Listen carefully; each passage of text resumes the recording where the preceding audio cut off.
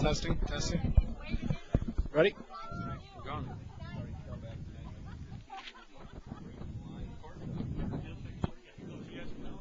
All right. Welcome to Bearcat Stadium. Glad to be with you. This is Cody Sears along with Chris Heaney up here in the booth. Big matchup tonight. Bremen and Wheeler, both undefeated teams here in the regional. We've got starting lineups for you today. Starting with the Bremen Lions, we've got at quarterback Nate Leeper, number 10. Braxton Miller is the tailback, number 15. He is a tough one to stop. We've got Eric Nepper at fullback. He's number 33. Mitch Huppert is the tight end, number 44. J.J. Sears on the right side of the line. On the left side at tackle, Caleb Koffel. Habe Hall and Tyler Koffel are the two guards. We have Austin Gall at center. The wide receivers this evening, you'll have Ethan Pike, Zach Renner, and Ben Heaney are the wide receivers for the Lions. On defense, starting at nose guard, Abraham Hall. Defensive end, we have Robbie Hummel and Dylan Mullen. And the linebackers, there are 5 of them for the Lions. Tyler Johnson, Andrew Burkholder, Mitch Andrews, Darren Miller, and Tim Zimmer. The 3 D-backs, we have Heaney once again, Sean Nepper, and Bobby Cornett. The specialist for this evening, the kicker number 84, Lucas Schlarb. Punting for the Lions is the quarterback number 10, Nate Leeper. We are 4 minutes from the game. Chris, thoughts? Let's introduce the Wheeler starting lineup. All right. Quarterback Nick Naspinski is back from an injury. He'll be the one the Lions need to focus on stopping. Derek Hartwig will be a running back along with Adam Abril in the backfield. Jake Gore, Mitch Stevenson, and Robert Hurd make up the 3 wideouts. Your offensive line is Kyle Catherman, Jake Bertucci, Nick Rowe, DJ Perrine, and Jack Sommer. The defense, Wheeler will implement the 3-4 defense. The down lineman, nose tackle, DJ Perrine on that as well. The defensive ends, Kyle Catherman and Jake Bertucci. Linebackers for the Bearcats, Sam Bola, Corey Curtis, Mitch Stevenson, and Matt Pappas. And the defensive backs for the Bearcats are Derek Hartwig, Robert Hurd, Jake Gore, and Adam Abril. And Gavin Voss will be handling the kicking and punting duties for the Bearcats. Excellent. Like we said, battle of 2 undefeateds tonight. Here at Wheeler, you have to figure home field advantage plays in, especially we're getting later into the playoffs. The Lions travel well.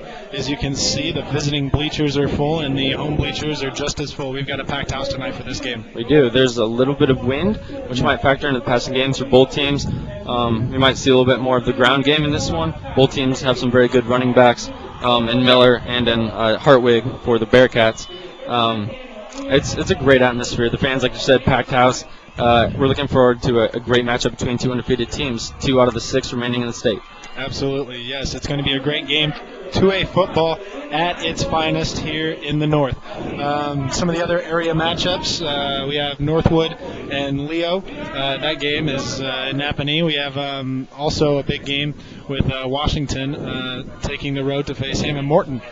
So a couple big area games, and then obviously Jimtown St. Joe. Huge one rematch of last year. Yeah, it's going to be a great game. But this one here, we really feel like we've got a special one. This one, the winner going to face the winner of Tipton and Fort Wayne Lures. Fort Wayne Lures is a very tough team out of the north as well. And I think that they're going to probably be the ones that this team faces in the semi-state game. So, but I'm sure no one's looking ahead tonight. This is a huge matchup. Both teams are focused on this one. I think it's going to be important to see who gets out to the better start in this one.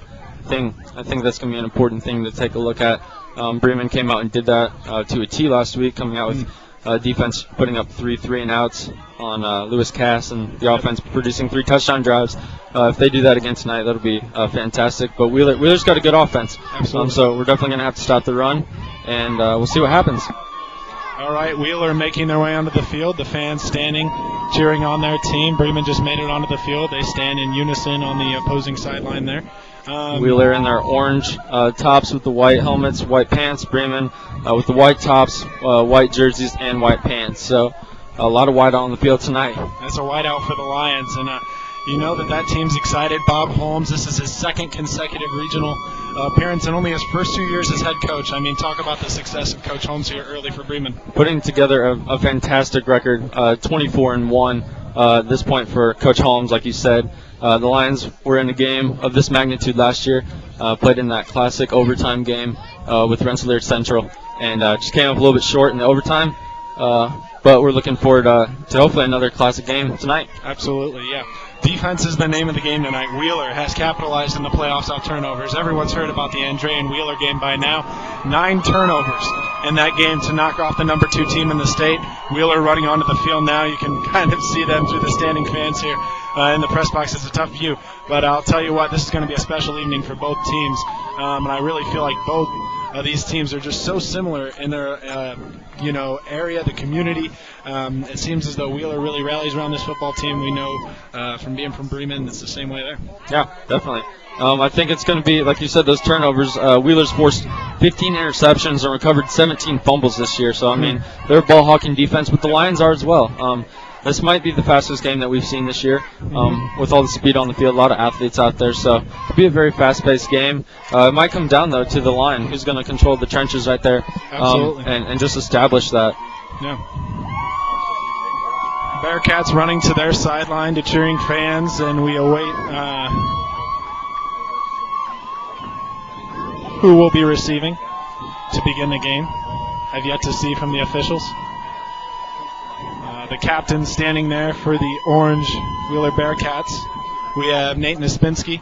We have number 30, Robert Hurd, and then number 16, that is Mitch Stevenson, and finally number 15, Adam Abril. All of them very talented athletes. Lions are captained by Andrew Burkholder, number 51, Abe Hall, 77, quarterback Nate Leeper, number 10, and wide receiver number 5, Ben Heaney. So we're awaiting the coin toss results right now.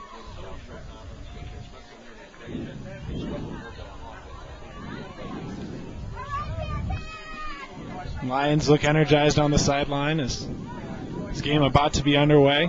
We'll get started here. Game slotted to start 7:30 Eastern Time, 6:30 Central Time, of course, here at Wheeler. A little bit of a time difference for the Lions. A long trip, hour 20 minutes. Made the trip, but they seem ready over there. They are excited. They've been here before. They fell short, but they got here early, I think, early enough to beat the sunset here, even in that Central Time zone. So they had time to get loose. It's a little bit chilly, but they're all stretched out. Hopefully avoid injuries for both teams. But looks like the Lions will be kicking off. We'll kick off to Wheeler. Deep back for Wheeler. Jake Gore. And also back there is number 22, Hartwig, the running back for the Bearcats. Good ball players here. The atmosphere very high here. Kicking off for the Lions.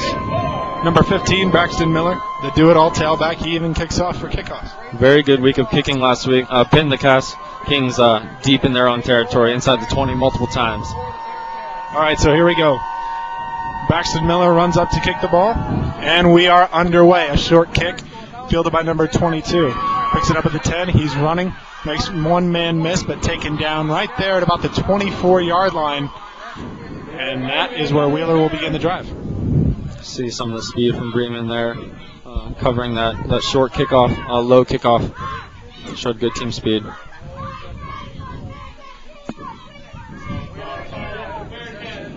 It'll be interesting to see how the Bearcats come out offensively. We've seen a lot of different looks from them. We've seen Wildcat, we've seen spread, we've seen them get under center. This team certainly, like Bremen, has multiple sets, very dangerous. I expect them to be out of shotgun most of the night, as we see here on the first play. 2 backs. Yep, shotgun 2 backs for Naspinski. Lions come out, traditional 3-5. Outside linebacker moves up, man in motion, number 16. Right side to left side. Ball snapped, and it's a handoff to number 22, Stevenson. Stevenson gets a good gain, gets outside, and he's got room along the sideline. And he is out of bounds at the 50-yard line. Well, that's the way that Wheeler wanted to start it, right? Yeah, that big play. Bremen's got to prevent that tonight. The Wheeler Bearcats got some good seal blocks on that play. Yep. Really opened up the outside. Running back made some good moves. Hartwig's a good runner. Yep, and they're going no huddle here. Want to set the tone early in this game. Lions defensive ends really got to be able to work contain in this game. Number 12, Naspinski, alone in the shotgun now. 3 wide receivers. He's got a tight end. There's kind of an interesting formation. 22 in motion. Fakes the give. He's going to throw. There's a flag on the play. Thrown into the flats. It's caught. Maybe a gain of 1 on the play, but the flag was thrown in the holding zone. It was. Waiting the call. It's thrown very early in the play. Yeah. He threw very quickly. Lions didn't really have time to get in there, but went to the out route. I believe it was Gore, the intended receiver. And the call is holding, I believe, against Wheeler. Referee talking So the Lions brought some heat on the backside with number 9, Tim Zimmer, on that play. But the rollout was to the right side, so Wheeler may be scheming against that blitz of Holmes. Yep. Yeah, with the 3-5, you're going to see a lot of blitzers coming. It's very important that we had a legal motion. Sorry about that. But it'll be first down and 15, but with the 3-5, you see a lot of motion, a lot of guys coming, different looks. You really try to confuse the opposing offensive lineman. There's Nepinski under center with the I formation in the backfield. 2 men in motion from right side to the left side. Lions struggling to get into position. It's a toss play to the left-hand side. Mullen down the line, able to knock him out of bounds. He came from the strong side position all the way across to make that play. That's the kind of effort the Lions are going to need out of their defensive line today.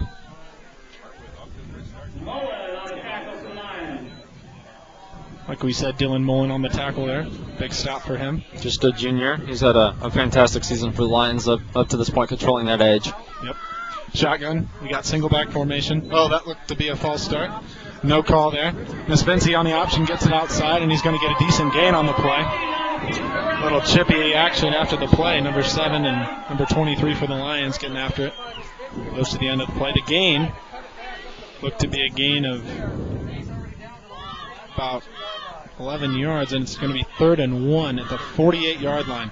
They continue the no-huddle pace. Quarterback Nispinski looks to the sideline, getting signals in from his coach. This is a big play. 3rd and 1. That shotgun set yet again. Got kind of the wing back. Bunch formation to the right. Nispinski's going to take it himself. I don't know if he got it. It was very close. I think he was met in the backfield by the Lions for a loss or maybe a gain of 0. Yeah. That was a great job by the defensive line of the Lions. It was just basically a quarterback draw. Didn't fake or anything. It was straight up the gut. Nispinski had no room to run on the play, and it looks like they are going to go. This is that Wildcat formation we talked about. Hurd at quarterback. Now the Lions needing a stop on 4th and 1. Nope, Nispinski. The option runs play. Outside, and he is stopped close to the line of scrimmage. And he has a first down. Looks like that's going to be a first down for the Bearcats. My apologies there on that call. Hurd not in the Wildcat formation. Nispinski makes a nice play, gets it outside, gets a first down. Nispinski's a pretty big player himself, 6'3", 208 pounds. So Yep. he's a good runner too. Very physical, not just quick, but he's a very powerful runner. The Lions are going to have to go low on him. Yep. All right, got the tight end left off the line again. It's that speed option play to the left. He gets the pitch to Hurd. Hurd going to get a gain of about 5 yards on the play.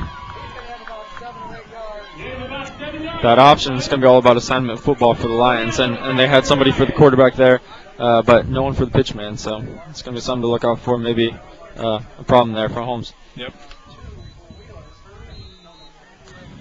Wheeler moving the ball at will on this first drive. We've got split back formation with double tight, 1 wide receiver out to the right.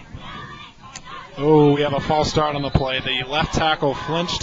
That was number 53 on the line. Flinched there, and so 2 penalties already for Wheeler. Lions need to really capitalize on those early mistakes. When you see 2 teams that are 12-0 coming into a game, usually you expect a pretty clean game. These guys, when you're undefeated, it takes a lot of discipline, takes a lot of smarts. So, these guys are very good at what they do. So here we are. We have shotgun formation, tailback left. We have a tight end on the right side again. It's a play fake and then throws out to Hurd. Hurd taken down just past the original line of scrimmage there.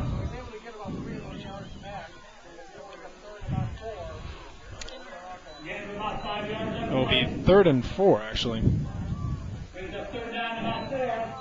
You're looking for the Bearcats to get the ball into Hurd's hands as much as possible. One of the better athletes on the field tonight for sure. So we have shotgun formation again, tailback to the left, tight end right. We've got 2 wide receivers out to the right. One to the left, it's a handoff to Hurd on the outside. He tries to go outside. Oh, and he was met. There's a flag on the play. There is a flag. Maybe a block in the back on Gore. Hit Nepper in the back, knocked him down, and that's That's a big mistake right there for Wheeler. It appeared he had the first down without that block. Shifty moves by Hurd there. Lions had 2 guys in there to make the tackle, but makes 2 of them miss. But unfortunately, yet another penalty. That's the 3rd penalty already on this drive, the first drive of the game for the Wheeler Bearcats. A great opportunity for the Lions defense to post a stop on this play. Yeah, absolutely. Penalties really hurting the Bearcats right now. Absolutely. It's going to be 3rd and a long ways to go. Looking about 3rd and 16. Ball at the 47-yard line. Expect some kind of trickery here. Maybe a screen, something like that. We got double back formation. Man in motion to the left. No one on the left side. Breeman's got to protect the open field. Throws over the middle, and Hurd drops it. Appeared once again to be movement at the line of scrimmage. It did look like someone took off early. No flag there. Yep. But if that ball's caught, it looks like a first down or potentially a 4th and inches play. Yep. But really good pass by Spinski. That one's got to be caught. Yeah. Great job by the Lions finding a way to get a stop on this first drive. Wheeler moved the ball very efficiently there. Defense got to make some adjustments coming back out, but we're about to see a very good offense in the Bremen Lions as long as we don't see any trickery here by Coach Klimzak and the Bearcats. So punt formation now. Lions have not blocked many punts on the season. See if they send them here. Men coming in, but the punter gets it off. Fielded by Heaney. Makes the first man miss. He takes off to the left side, cuts back against the field to the left side. What a great return there by Ben Heaney. Ball to the 40-yard line, and wow, that punt basically was about a 7-yard punt. Yeah. After what Ben did on that return. Great job by Heaney there, getting the Lions going here before they even get the offense on the field. Defense did a good job bending, not breaking on that possession for the Lions. See if their offense can maybe chew up some clock here and march down the field. So the Lions come out. Nate Leeper under center. You'll see that quite a bit. They love the power of football. They've got a great offensive line. They've proved themselves time and time again this season. Braxton Miller, one of the top running backs in the area. You're going to see a lot of him. You're going to see a lot of the fullback Nepper. Heaney in motion to the right side. Leeper takes the snap. It's a toss play to Braxton on the outside. Good blocks on the outside. Braxton cannot quite break it. Had one man get there. He makes a break there. He might have some room to run, but nice pursuit by the Bearcats there on the backside, getting in there and making the stop on the play. Bremen's run game has been a little bit contained throughout the playoffs thus far. Braxton was injured and missed those first 2 weeks, but they're going to look to get the ball on the ground, get those yards back this week against this fast Wheeler defense. Who might be able to pound it out a little bit like you were talking about. Yep. Lions come out yet again in the I formation. Tight end moving to the left side. Leeper under center. It's snapped. Handed off a power play to the left side to Miller. He's got nowhere to go. Once again, runs into his line and maybe a gain of 2 at the most. 5 yards. And it is 5 yards. A little deceptive on that. Braxton does a good job fighting for those extra yards towards the end of the play. So yeah. Looked like he ran into the line, but he keeps those feet moving. And he's able to get 6 yards there. So 3rd, 5, a long 4. Lions looking to avoid that dreadful 3-and-out on your first regional possession. So see what they go with here. Yep. Lions have already gotten field position back. Wheeler had a good chance to pin him deep, but the return obviously canceled that out. 2 runs for 5 yards, and now it's a split back formation for the Lions. Leeper under center. He's going to move number 5, Heaney, in motion. It's a pitch play to the left side. Miller's got room to run, and he's got the first down, and he's got room, and he's all the way out to the 40-yard line, inside the 40-yard line. That's that speed you see out of him, too. You know, he's got power, but he certainly has speed on the edge. Braxton does, like you mentioned, a great job of getting to that edge, breaking that first arm tackle, and just getting around that corner, and he gets upfield. He's a good north-south runner at that point. So that was a very good run for Braxton. All right, so Wheeler lining up in their traditional 4-4 defense. We didn't get to comment much on them, but they certainly have held their own this season, giving up only about 5 points per game. Here's the snap. Leeper hands off. Miller up the middle again. Man, he just keeps those feet churning, and that is another first down. This guy is a talented back. he runs into those arm tackles, and he doesn't just run into him, he runs right through him. I mean, you've really got to tackle Braxton Miller, though. He's one of those backs who looks for the contact rather than avoiding it, and that can he enjoys seeing that fear in the DB's eyes, and he probably saw some on that play. Absolutely. So Lions, once again, I formation. Leaper hands off to the fullback inside. It's Nepper. He gets a decent gain on the play. Not a bad first down play. Just like 5 yards. Yep. Nepper, a very talented back as well. He's only a sophomore. So expect to see a lot of him here. We have a timeout on the field. Timeout for the Bearcats. We're going to pause. Going on over to a commercial break here.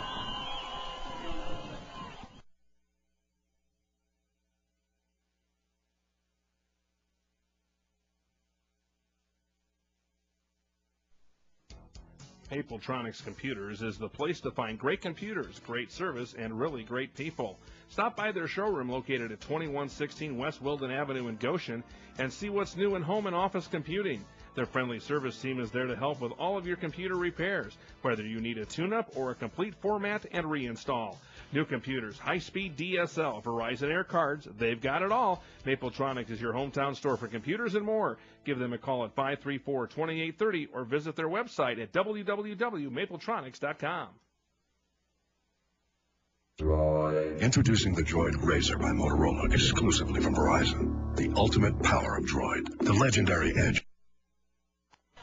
We're back here at Bearcat Stadium. Swept back formation. It's a fake to the right up the middle to Braxton Miller once again. Doesn't have too much room to go. But he is able to get a gain on the play. Gain of about 2 or 3, and he's going to be just short of the first down, so it'll be 3rd and inches here. Clock ticking, just about 1:44 remaining in this first quarter. That again, just about 5.5 minutes left in this first quarter. The clock's been running most of the time. Yep, the Lions keeping it on the ground. No pass attempts yet for them. Can expect that Coach Holmes might throw in a play-action pass here very soon. 3rd and short might be the time to do it. Leaper under center, I formation. He's going to sneak it right up the middle, and he's got plenty of room. Doesn't touch him until he gets about 2 or 3 yards at the least there. So Lions just keep moving, methodically moving down the field here. We've seen that a lot out of Leaper, calling his own number when he gets up to the line. 6 rushing touchdowns this year for Nate. Does a good job of finding those holes and just following his center, Austin Gall. Absolutely. So a first down for the Lions, and they are really moving the ball, power football, right down the field on the Bearcats. That's what they wanted to do, and they've imposed their will thus far. So Leaper under center yet again. We've got tight end left, I formation. Ball is snapped, handed off to Miller. He makes one move, and he's really got nowhere to go. Great job by the Wheeler defense on the left side there, on the strong side. Got some penetration, and Abe Hall, I got halted there. That's a tough thing to stop, is Abe Hall. It's going to be key for those Bearcats to deal with him on both sides of the ball. The one two-way player for the Lions, Abe Hall, and a very, very good one at that. So it'll be 2nd and about 6 yards to go. Lions line up here. Same I formation they've been going with most of this first drive. Tight end right. We've got a slot receiver to the right. Split back. It's a toss play to the right side to Nepper. He's a little too patient there. He doesn't get it upfield in time. Stopped at maybe the line of scrimmage. Might have even lost he might have gained just a bit there, but not much at all. So it's going to be 3rd and long, 6 yards here for the Lions. The ball is at the 11-yard line, so talk about the kicking game for the Lions. Is that an option here? We haven't seen too many kicks out of Lucas Schlarb. He's the kicker for the Lions. Not many attempts on the year. The Lions pretty much go for it if they're in this zone, so this might be 2-down territory for them. We'll see. Yep, it'll be interesting to see what Coach Holmes calls here. Line comes up now. A lot of guys up for Wheeler. I formation, tight end right, and we have a timeout on the field. A timeout for Coach Holmes and the Lions. We're going to pause yet again for another commercial break. We'll be right back here from Bearcat Stadium.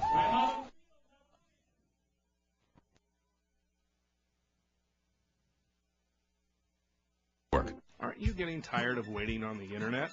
www should not stand for worldwide wait. 4way.net offers wireless broadband internet service with nearly 50 towers throughout St. Joseph, Southern Elkhart, Marshall, Kosciuszko, and Fulton counties. Now you too can surf the web like your friends for as little as $49 per month. 4-Way can deliver the internet at speeds of up to 3 megabytes per second and beyond. Contact 4way.net at 574-277-7720 for an up-to-date status for your area. If you are in an area that you feel may benefit from their service, let them know. Visit their website at www.4way.net. Service One Professional Group of Elkhart provides complete electrical and mechanical services to industrial, commercial, and institutional clients throughout northern Indiana and southwest Michigan. Since 2005, their team has excelled at maintaining to perform their... All right, we are back after yet another commercial break here. Lions facing a big 3rd and 7 here at the 11-yard line, moving in the red zone. It's going to be a quick pass out to Heaney. Dropped by Heaney. Gore coming on there. That's an intimidating force coming at you, 100 miles an hour. Yeah, Jake Gore's a very good defender. Got 4 interceptions on the year for himself, so very good defender. Might have instilled some fear there. We'll see what Holmes decides to go with here. Yeah. Like we said, not many kicks by the kicker yet. Yeah. Yep, Holmes is going to go for it. Why not? They've got the field position in their favor. Make the Bearcats play with a long field. Clock at 3:38 right now. Interesting to see what they go to here. They went with a quick pass last time. Not a whole lot of passing out of the lines, but we know they can do it. Nate Leeper, very talented. He's only got one back in the backfield. He's lined up right behind. Only 5 there for the Lions. We'll see if Wheeler brings additional blitzers, and they do not. They sit back. It's going up top, and it is brought down, and that is caught by Ethan. Is that it's a tough call to make from all the way across the field. It is Mitch Huppert. What a big great target play for Leeper. Just threw the fader out there. Let the big guy go get it. Very good throw by Nate. Good job, Mitch, positioning himself to go get that ball. Absolutely great play by Huppert, and the Lions take the early advantage in this one. They're going to line up for the extra point now. Lucas Schlarb will be the kicker, the holder, Ben Heaney. And the Wheeler crowd certainly did get quiet there, and the Bremen Lions side erupted. Until it was a score. Just by the silence that we heard. So Schlarb here. Snap is down, kick is up, and it is good. Lions take the 7-0 advantage that they needed to come out. They get the stop. They get the ball. They move right down the field. And a lot of power football. They definitely imposed their will on that drive on the Bearcats. We talked about that quick start. There it is. Lions get a stop on their first possession on defense and come out. March after a good return, march about 70 yards and put up a good score to start the first. With 3:31 left in the first quarter, Bremen is up 7-0. So Wheeler will get the ball back here. Wheeler looked good on that first drive. It kind of stalled out penalties. Definitely was the biggest thing for Wheeler on that first drive. They've got to correct that if they expect to get things going here on the second one. But now you've got some momentum on the road. The Lions didn't even receive the ball, so they've got that early advantage. We know Wheeler's offense hasn't been too efficient as of late in the playoffs. They did look very good against Newton last week. But overall, it struggled since they had lost in this They've also game. played some pretty tough defenses. Yeah, that's true. But, yeah, you're right. Those first 2 weeks in section were a grind. Last week was definitely a pleasure. Short kick again for Braxton Miller. Number 22, Derek Hartwig, picks it up. He shakes one. Not going to get past many others. The Lions defense swarms. They do a great job at getting to the ball on kickoffs. And the ball is spotted just beyond the 20-yard line. It's about at the 21 for the Bearcats to start this drive. What's the key to this drive for the Bearcats, Chris? I think, like you said, taking those penalties away. They looked pretty good. Besides those penalties, we're moving the ball, got it down near the 30-yard line, and then just kept moving themselves back. So I think they didn't keep doing what they were doing. I'm sure Coach Klimzak talked to those guys who aren't on defense and just about cleaning it up a little bit, making sure you're blocking in the front on the numbers. So here we go. Wheeler, double back formation, the man in motion from the right side to the left side. It's the tight end now. And he hands off. Number 22 has it in the backfield. He is stopped at the line of scrimmage. Great job by the Lions. They had a lot of guys in the backfield. One missed, and then the defensive line swarmed.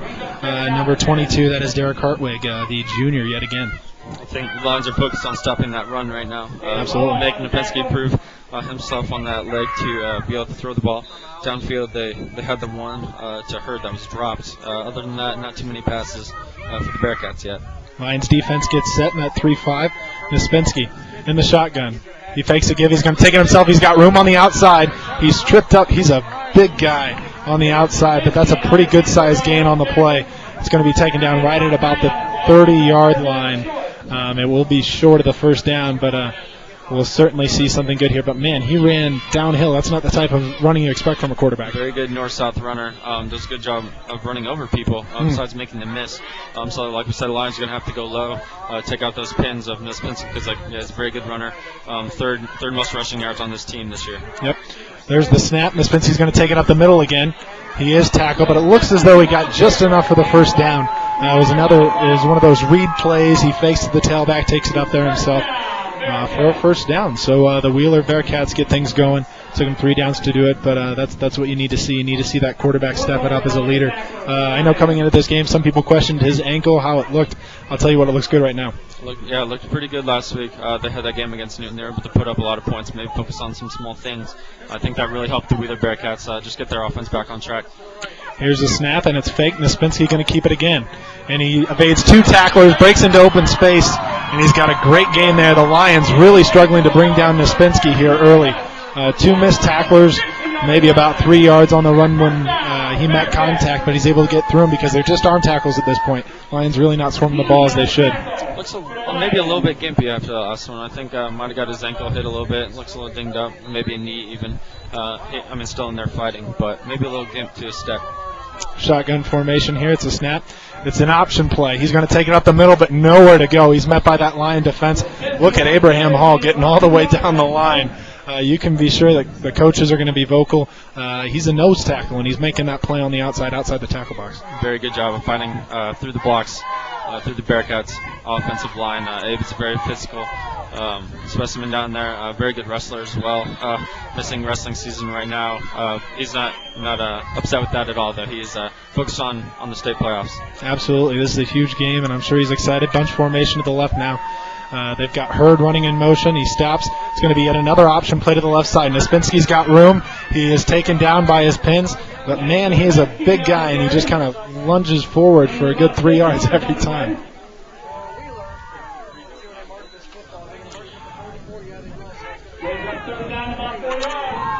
Third down and 4 yards now. We're nearing the end of the first quarter. This could be our last play of the first quarter. But then again, with the pace that Wheeler's been moving at with that no huddle, you never know. Shotgun formation. He's got a man to his left and a man behind him. And then 2 wide receivers out to the left. He gives, fakes right, takes it up the middle. He's got room to run. And he is just bouncing off Lion tacklers at this point. Nispinski has just been a huge asset to this running game early for the Bearcats. Lions not doing a good job right now of going low on Nispinski, and he's going to run through those arm tackles up high every time. Very, very strong guy, 210 pounds. And I'll tell you what, the Wheeler offensive line is doing a great job of getting him holes because, he's really coming through the line untouched initially, and it's the backers who are having to get him. He's been very patient, too, waiting for those holes to open up. Yeah. Man in motion to the left. He's got 2 backs in the backfield with him. Here's the snap. It's a fake. It's going to be a pass. Nispinski sets. He's got time to throw. Throws over. And that ball is just missed the outstretched hands of number 16 for Wheeler. That is Mitchell Stevenson. Man, altogether a great play. They split that. Looked like a cover 2. Yeah. Got it past the safety there, but unfortunately not able to get into the hands. Stevenson standing at 6'1", probably wishes he was about 6'5". Maybe would have reeled that one in on that one. Very good pass by Nispinski, just a little bit out of his reach. Yeah. 2nd and 10, 13 seconds left to go here in the first quarter. Nispinski from the gun. He's got 1 man to his right. The ball is snapped. It's another option play. Takes it up the middle. A lot of room to run. Man, he's got another big gain just short of the first down. Looks like a 9-yard gain on the play. The Lions really struggling. They're stringing it out, and then he just takes it right back up the middle. Seeing some over pursuit by that fast Lions defense. They got to really break down, not let him cut back behind them. So at the end of 1, the Lions 7, the Bearcats have an egg on the scoreboard, but they are moving right down the field. Chris, it looks like you've got some scores there from around the area. Yeah, it looks like Fort Wayne Snyder's up 14-0 on Hamilton Southeastern in the first quarter. A big 5A matchup in Ben Davis and Carmel tied at 3 right now. That's in the second quarter. Center Grove is up 13-0 on North Lawrence in the second quarter. Northwood is trailing Leo 3-7 in the second quarter. Pendleton Heights is down 0-7 to Cathedral, a very good team in the second quarter there. Chittard, a very powerful team, is up 21-0 on Indian Creek in the second quarter. South Bend Washington leading right now 7-0 against Hammond Morton in the first quarter. Jimtown St. Joe still scoreless. And then the last score is Lafayette Central Catholic Powerhouse on 1A is up 7-0 on South Newton in the first quarter. Lafayette Central Catholic is a very good ball club there. Leading 7-0, certainly almost a lock for that 1A state title game. I think everyone thinks 1A, they think Lafayette Central Catholic, so done a great job by the coaches down there, that staff at Lafayette Central Catholic. They got a great program. We're coming back to a huge play here in this drive. It's going to be third and a long one for the Wheeler Bearcats. And first time I think they've been under center. They've got a fullback in there, is Gore. Here's the snap. It's just a simple sneak play. And really, that didn't look to get too much, but he didn't need too much. The spot looks to be friendly for the Bearcats. If so, a first down. We await the official's decision. Probably a situation when Coach Klumzak would go for it on fourth and short here if it is marked short. Absolutely. Getting a measurement right now. Here in this field position, it's so important. This is where Wheeler got last drive, and then the penalties started coming. So, they got to keep that mental focus and don't have any letdowns here as they start to move closer and closer to the red zone. They really need to answer that early line score.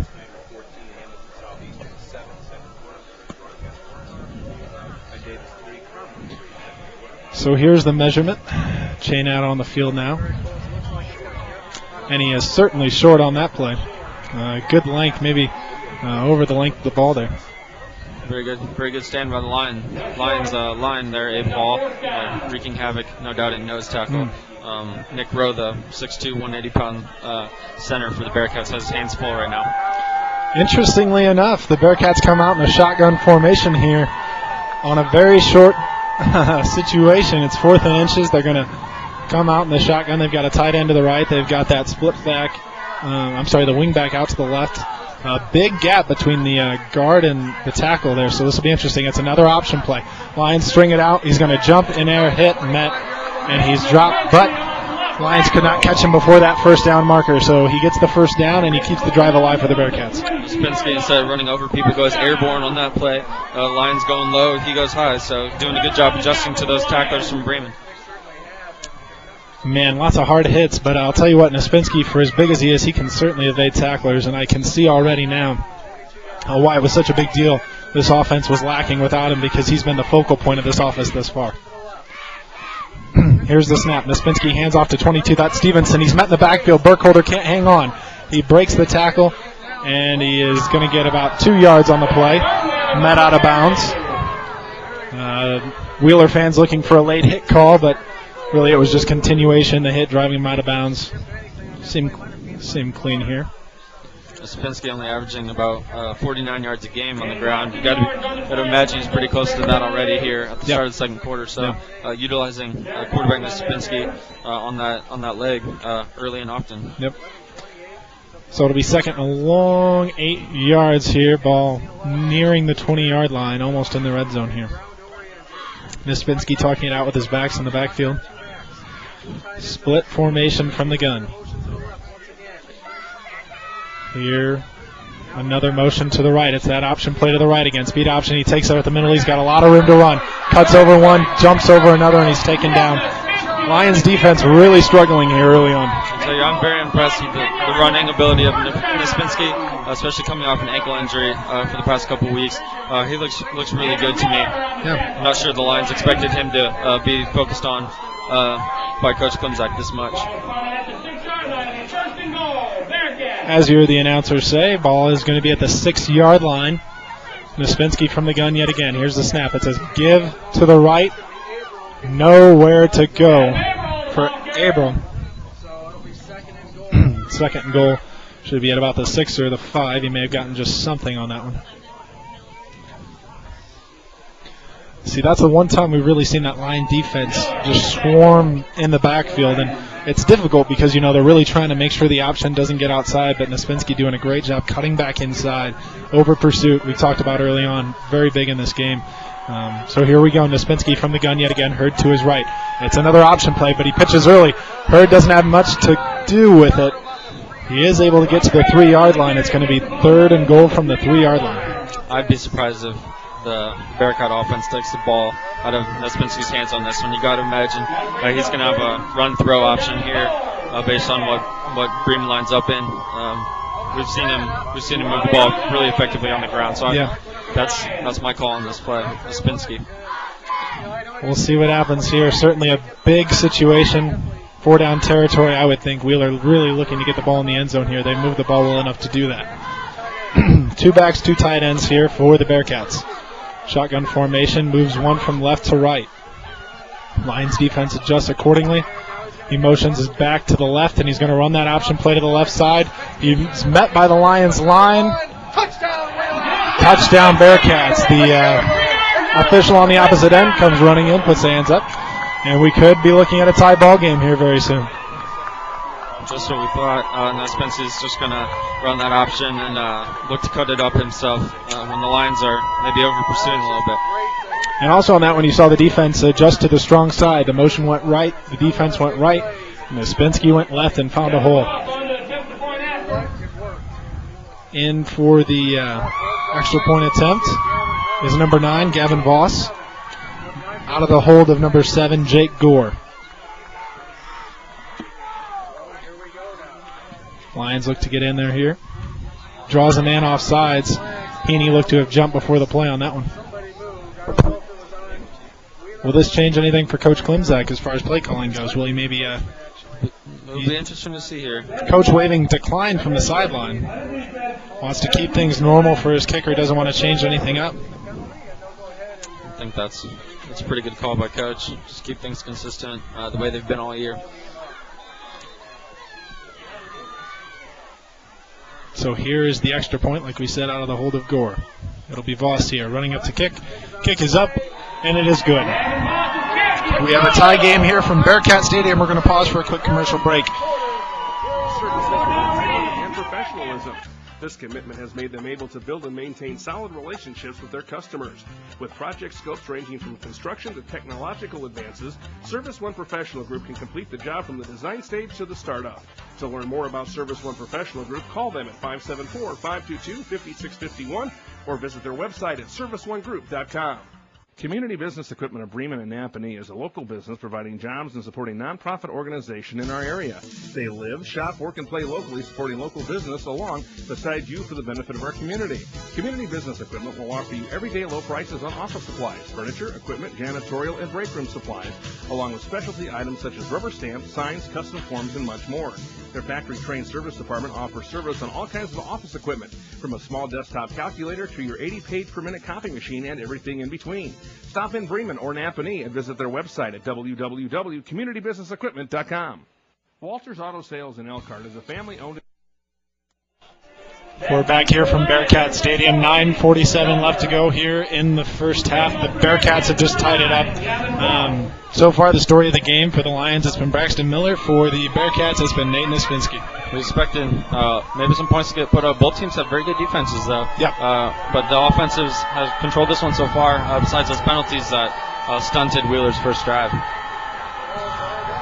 Here comes a kick from Voss. Voss kicks it deep. It is going to be fielded. Oh, it is not. That ball is over Zomer's head into the end zone. A great kick by Mr. Voss on that one. All the way into the end zone for a touchdown. One of the better kickers in the area, no doubt. He's got a very good leg. Can put that one into the end zone pretty much when he wants to. Well, the Lions will have a long field to go, but at the rate they drove on the first one, they'll probably be looking to go to the ground early and often yet again. A lot of I formation, a lot of split back the first time around. We'll see what Coach Holmes comes out with here.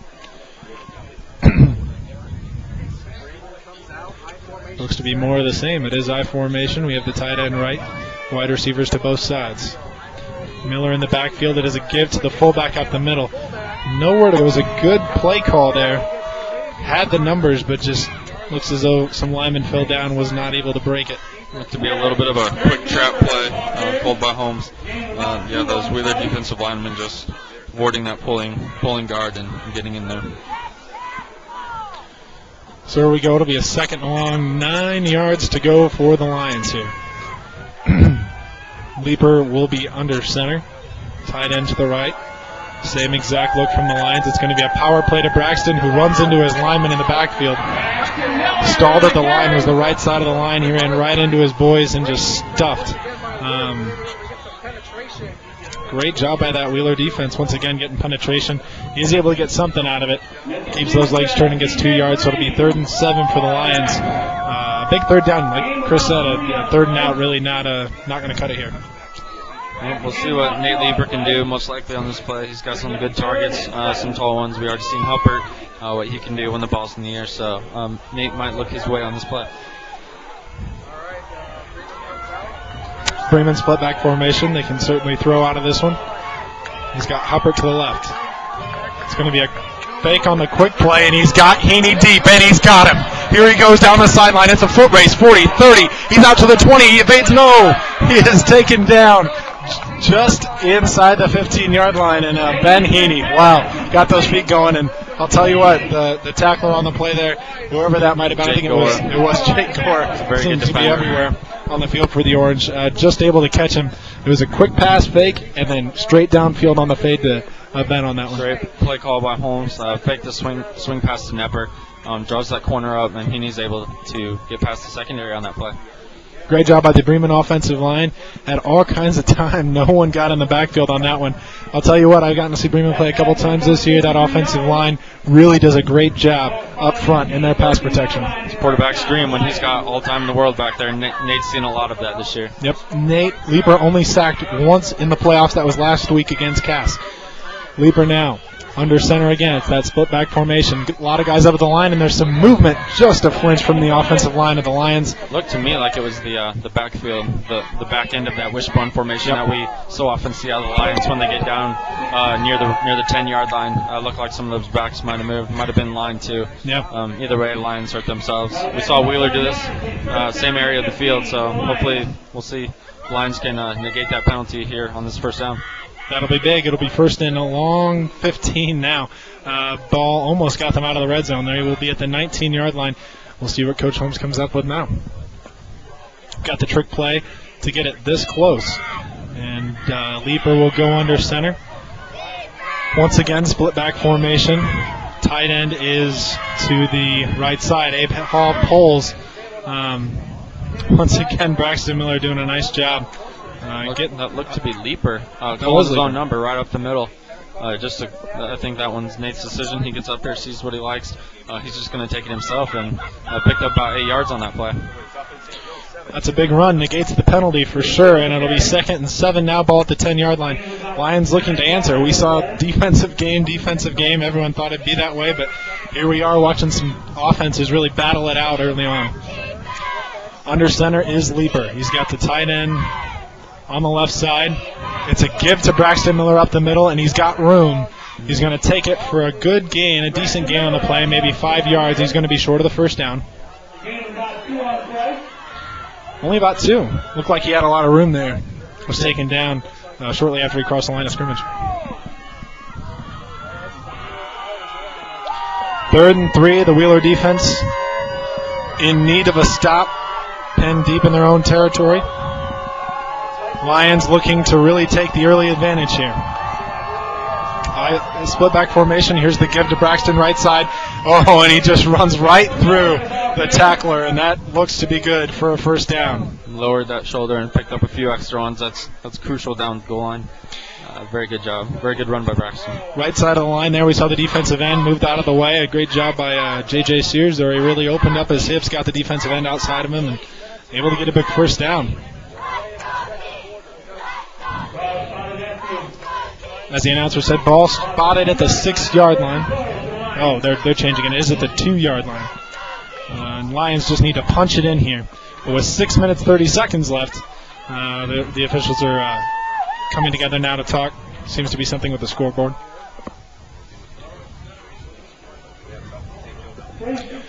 beautiful evening for football here. Some might argue it's chilly, but for these guys out on the field, this is almost perfect under the lights. Ideal weather conditions right now. That wind looks like it's died down a little bit. Good for these quarterbacks and receivers, obviously, but Lions look like they're going to pound this one in their typical wishbone formation, like we said, with TJ Johnson back there and number 15 Miller, and as well with fullback 33 Nepper. Leeper will look for his offensive line to give him the needed push here. This is a big spot for the Lions. It's the play clock. Or was it 6:40? Now down to 6 minutes, 20 seconds left here in the first half of this excellent regional championship game here in 2A. Leeper under center. Split back formation. Here's the snap. It's a fake, and it's a give up the middle to Braxton Miller. No signal yet. They will mark him short.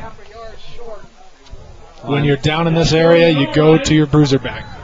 Lions fake the pitch out there, maybe get some linebackers moving a little bit, open up that inside for Braxton. I was able to pick up a few, but good job by that defense of the Bearcats. Those linebackers do a great job of filling.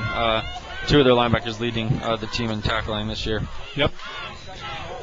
So from the 1 yard line now, the Lions will try it again.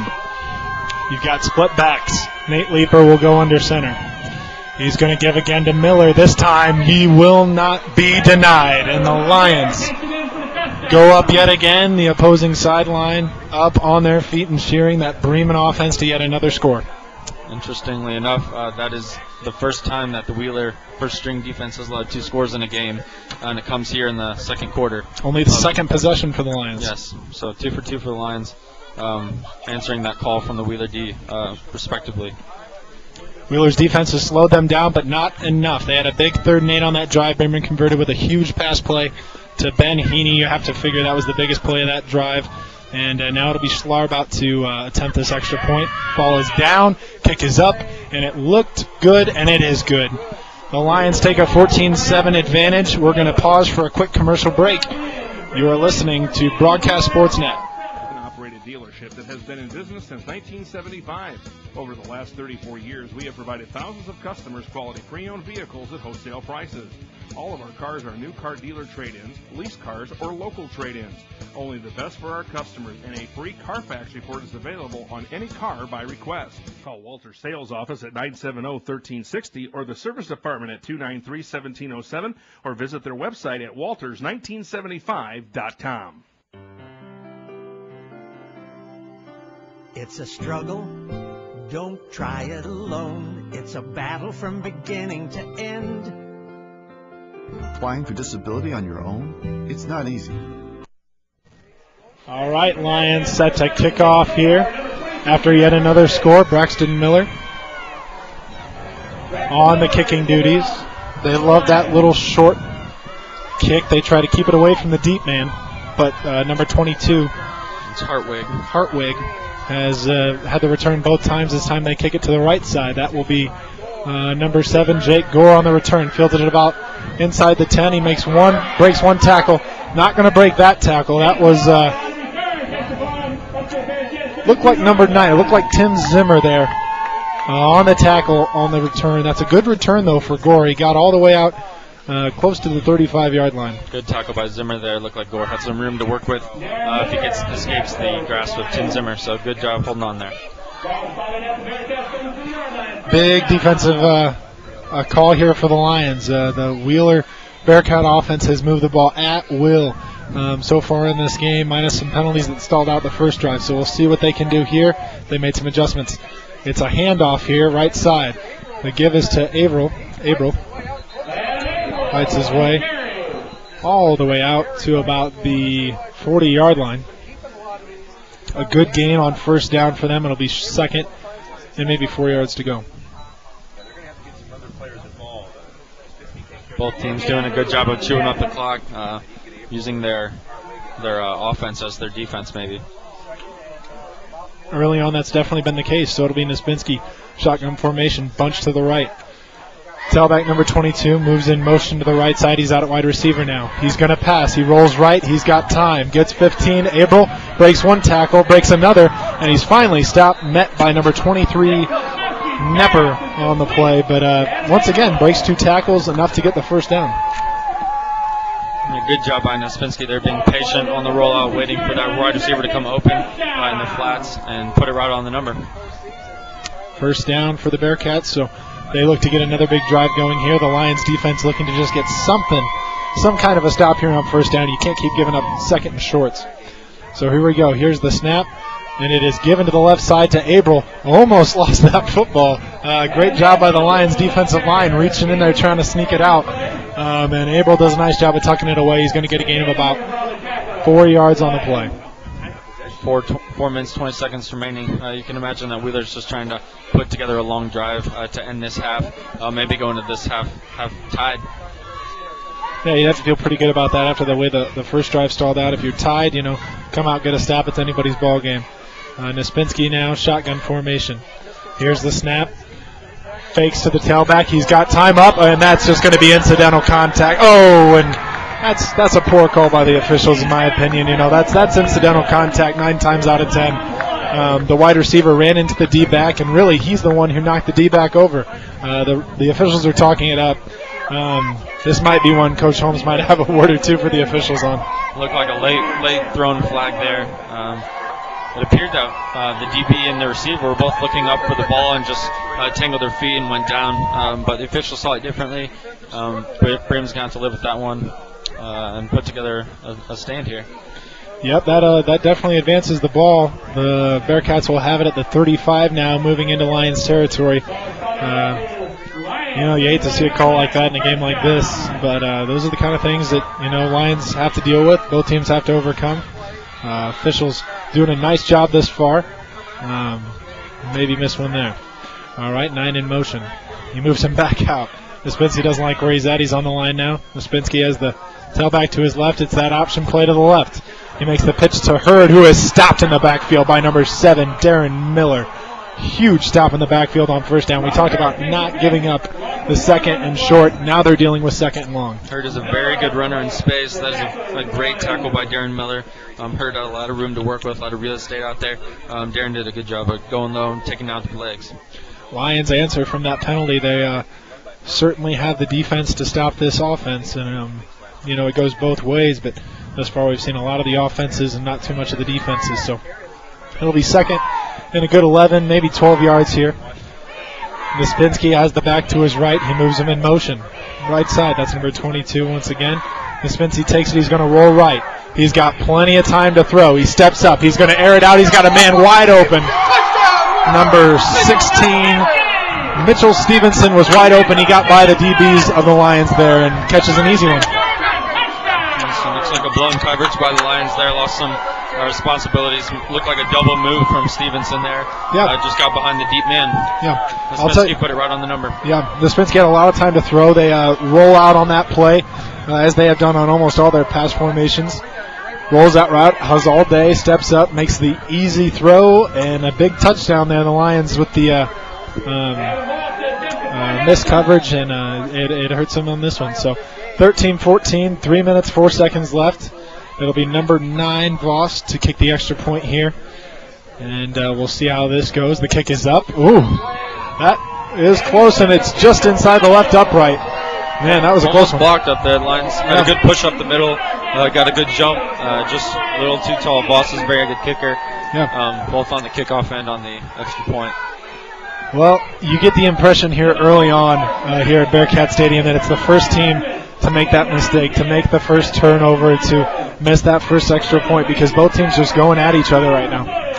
Both of those last 2 drives were highlighted by big passing plays. Pretty much the first 2 drives were all on the ground, but those ones were highlighted by some blown coverages, it looked like, by the secondary. So both ways, coaches will look to get that cleaned up second half, no doubt. But it's time to see what the Lions can do with 3:04 remaining in this first half. We're all tied up here in the 2A regional here in the north. We'll see another kickoff by Voss here. We saw his leg the first time around, and man, this kid's got a boot. We've got Reed Zomer back there for the Lions. He'll look to return it if he gets a chance, but the way this guy's kicking, you never know.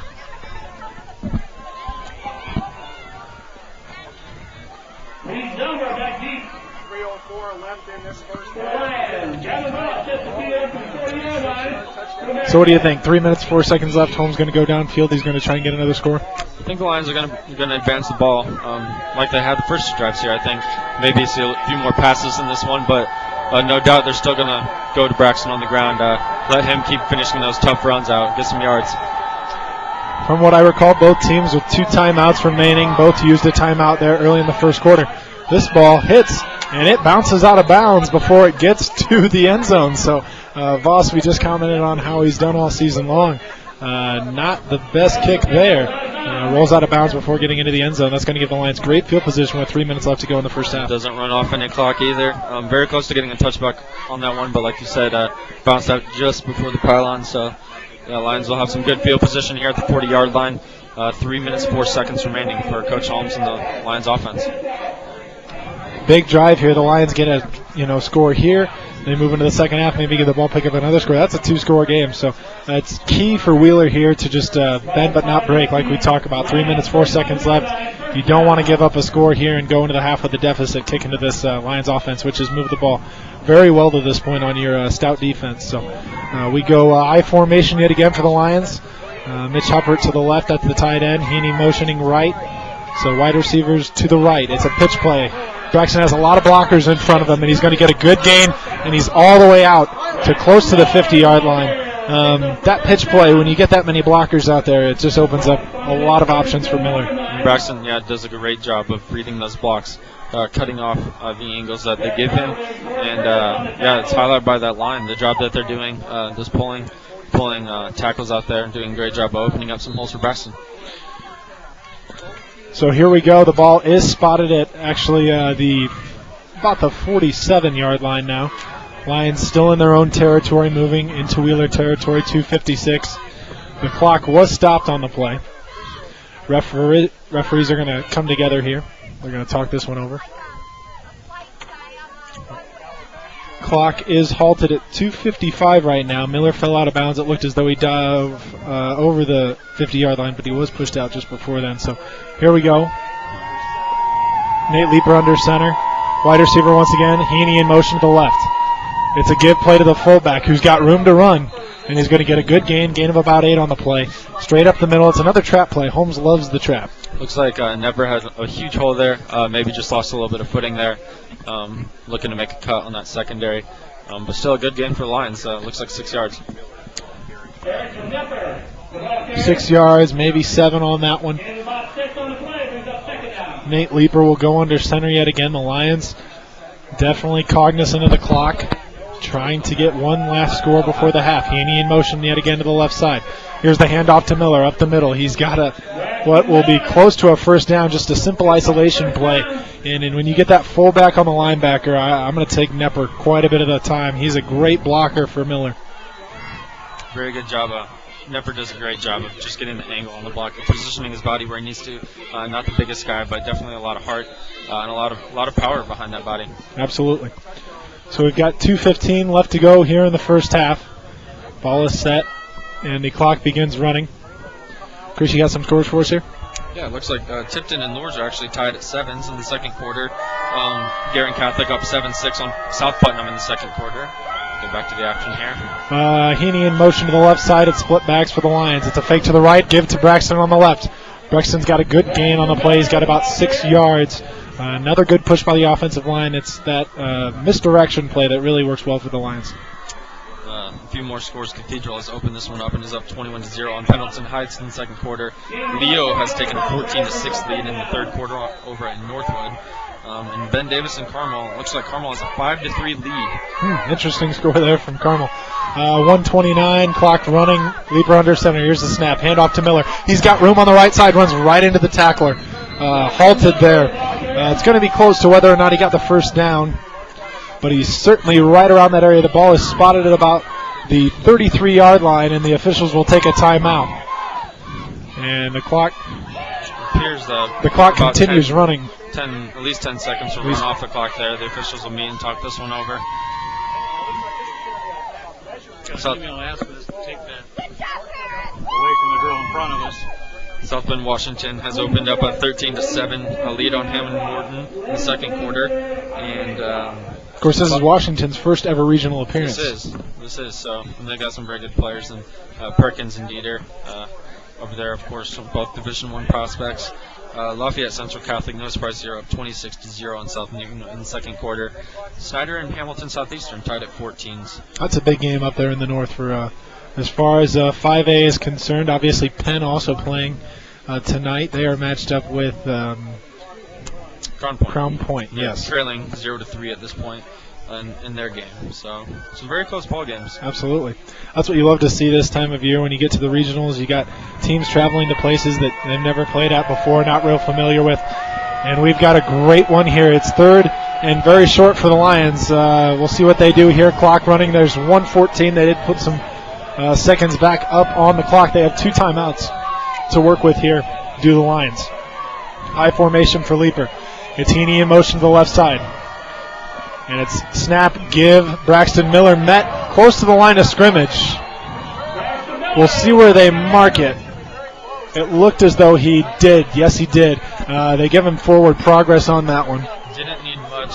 Didn't get much, but just got enough on that. Yeah. Lions look to do a quick huddle here as the referees give them the first down. Clock stops momentarily with 1 minute, 1 second left. Ball on the 32. Lions are coming out of the huddle now, quickly approaching the line of scrimmage. Clock is winding. We're under 1 minute now. Leaper talks it out with his backs, now under center I formation. He's going to move Braxton Miller to the right side. And here's the snap. It is a fake, play fake for Leaper. He's got plenty of time. He's going to roll right. He's running right. And he is taken down inbounds. Maybe a 4-yard gain. A great play by the Wheeler defense getting down the line, making the play. A lot of time ran off the clock there for the Lions. 22 seconds exactly on that play for only a gain of about 3 or 4 yards. They had all day. Secondary, it looked like a coverage, great coverage by the Bearcats. Looked like number 42, Corey Curtis, was spying Leaper on that play and did a great job of pursuing him down the line once Nate started to take off. So only a gain of a few yards for the Lions. Just under 40 seconds left in this first half. Lions forced to take a timeout there. All right, so we have this break in action. 38 seconds left before the half. As we've talked about, Lions don't have too much of a kicking game. Coach Holmes has not put his trust in the kicker very often this season. But Schlarb does have a leg. We've seen him convert some, obviously, in warm-ups. We were here early, and the guy certainly has a leg for it. They've struggled a couple times with blocks, extra points this year, so there's always that question of can they get the kickoff. Like you said, Schlarb not used a whole lot, but does have a good leg. Had only a sophomore, but got a lot of experience thrown in there as a freshman last year. So nothing new to him, although he is young. So that'll be something definitely to take a look at. Here's this first half winds down. Lions looking to get a big score before the half to go up here. They have the ball at the 32-yard line. 2nd and 8 yards to go. Motioning left is Heaney. Here's a give to Nepper, met in the backfield. Nowhere to go. Great play on the right side of that line. Holmes tries to sneak a run by him. Not happening. A big stop. Tackled for a loss on the play. Loss of 1. It'll be 3rd and 9, and the Lions forced to take that last time out. Lions trying to go to the weak side, maybe attack that Bearcat defense over there, make sure they're still awake as the motioning wide receiver went from that side, but doing a good job of staying on their toes and being prepared for what Holmes had for them. Sure. 33 seconds now remaining in the first half. Lions out of timeouts. Yeah, this is where clock management really comes into play. I mean, you got to get out of bounds. You got to be smart, know where you're throwing the ball. Make sure there's that option, and your offensive line has got to know. If you're in bounds, get up, spike the ball on a first down. Obviously, here with the 3rd and long, you just try to get something past the first down marker. If you don't, you just got to take your time and get up. You would assume that Holmes gave them 2 plays in that timeout right there, just in case they would come up short and stay in bounds on this 3rd and 9. Absolutely. Leaper this time from the gun. The offensive line has given him great time to this point. See if the Wheeler defense decides to bring an extra man here, and they do. They bring the left side blitzer. Leaper still got time, steps up. He evades a couple tacklers. He's taking off to the left. Got time to run. He runs right through one tackler, taken down inside the 20-yard line, and it looks to be a first down. They are trying to stop the clock as they move the chains. Leaper doing a great job of evading tacklers on that one. Great job. Pocket kind of collapsed around him. Again, secondary for Wheeler doing a great job. Looked like a lot of time ran off after the officials were blowing their whistles on that one. Maybe an advantage for Wheeler here. Clock stopped at 18 seconds right now, and now it is clocking down.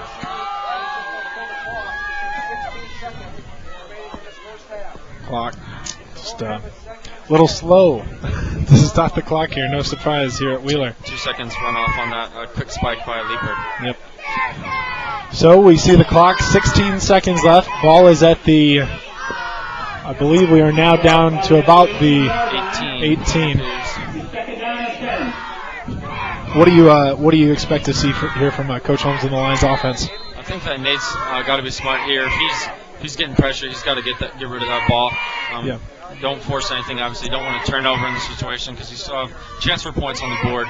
But you can't. It'd be pretty tough to get 2 plays off here if you stay inbounds. So Lions definitely maybe take a shot at the end zone or at a sideline here. We've seen a lot of trick plays from the Lions this year. They've got a lot of gadget plays, as Coach Holmes calls them. This will be interesting if maybe he pulls one out of the books here.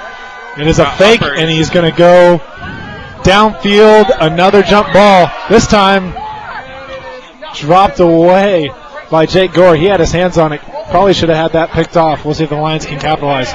Jake was in very good position on that fade route to number 5, Ben Heaney. Nate doing a good job of not holding onto that one too late. Maybe could have thrown that one away. It looked like I had number 44, Mitch Huppert, on this side in single coverage. Mitch definitely with a size advantage over Robert Hurd. So we've already seen him go up and get one on this defense. So yes. You have to wonder if the Lions are going to look for that size mismatch here down near the goal line. 18 yards to the end zone, 9 seconds left. We saw him go there the first time. I would expect nothing less this time. Single back formation. That is the tailback Miller in motion. He's got time. He throws up top. He's got a man in the end zone. It is a jump ball caught. Was he in bounds? Yes, he was. The Lions have taken the lead with only 3 seconds left in the first half. A huge score for the Bremen Lions. Just before the half, they'll receive in the second half. Oh boy, this crowd has erupted on one side and gone deathly silent on the other. You can hear a pin drop over here on the Wheeler side. That was a great play by the Lions.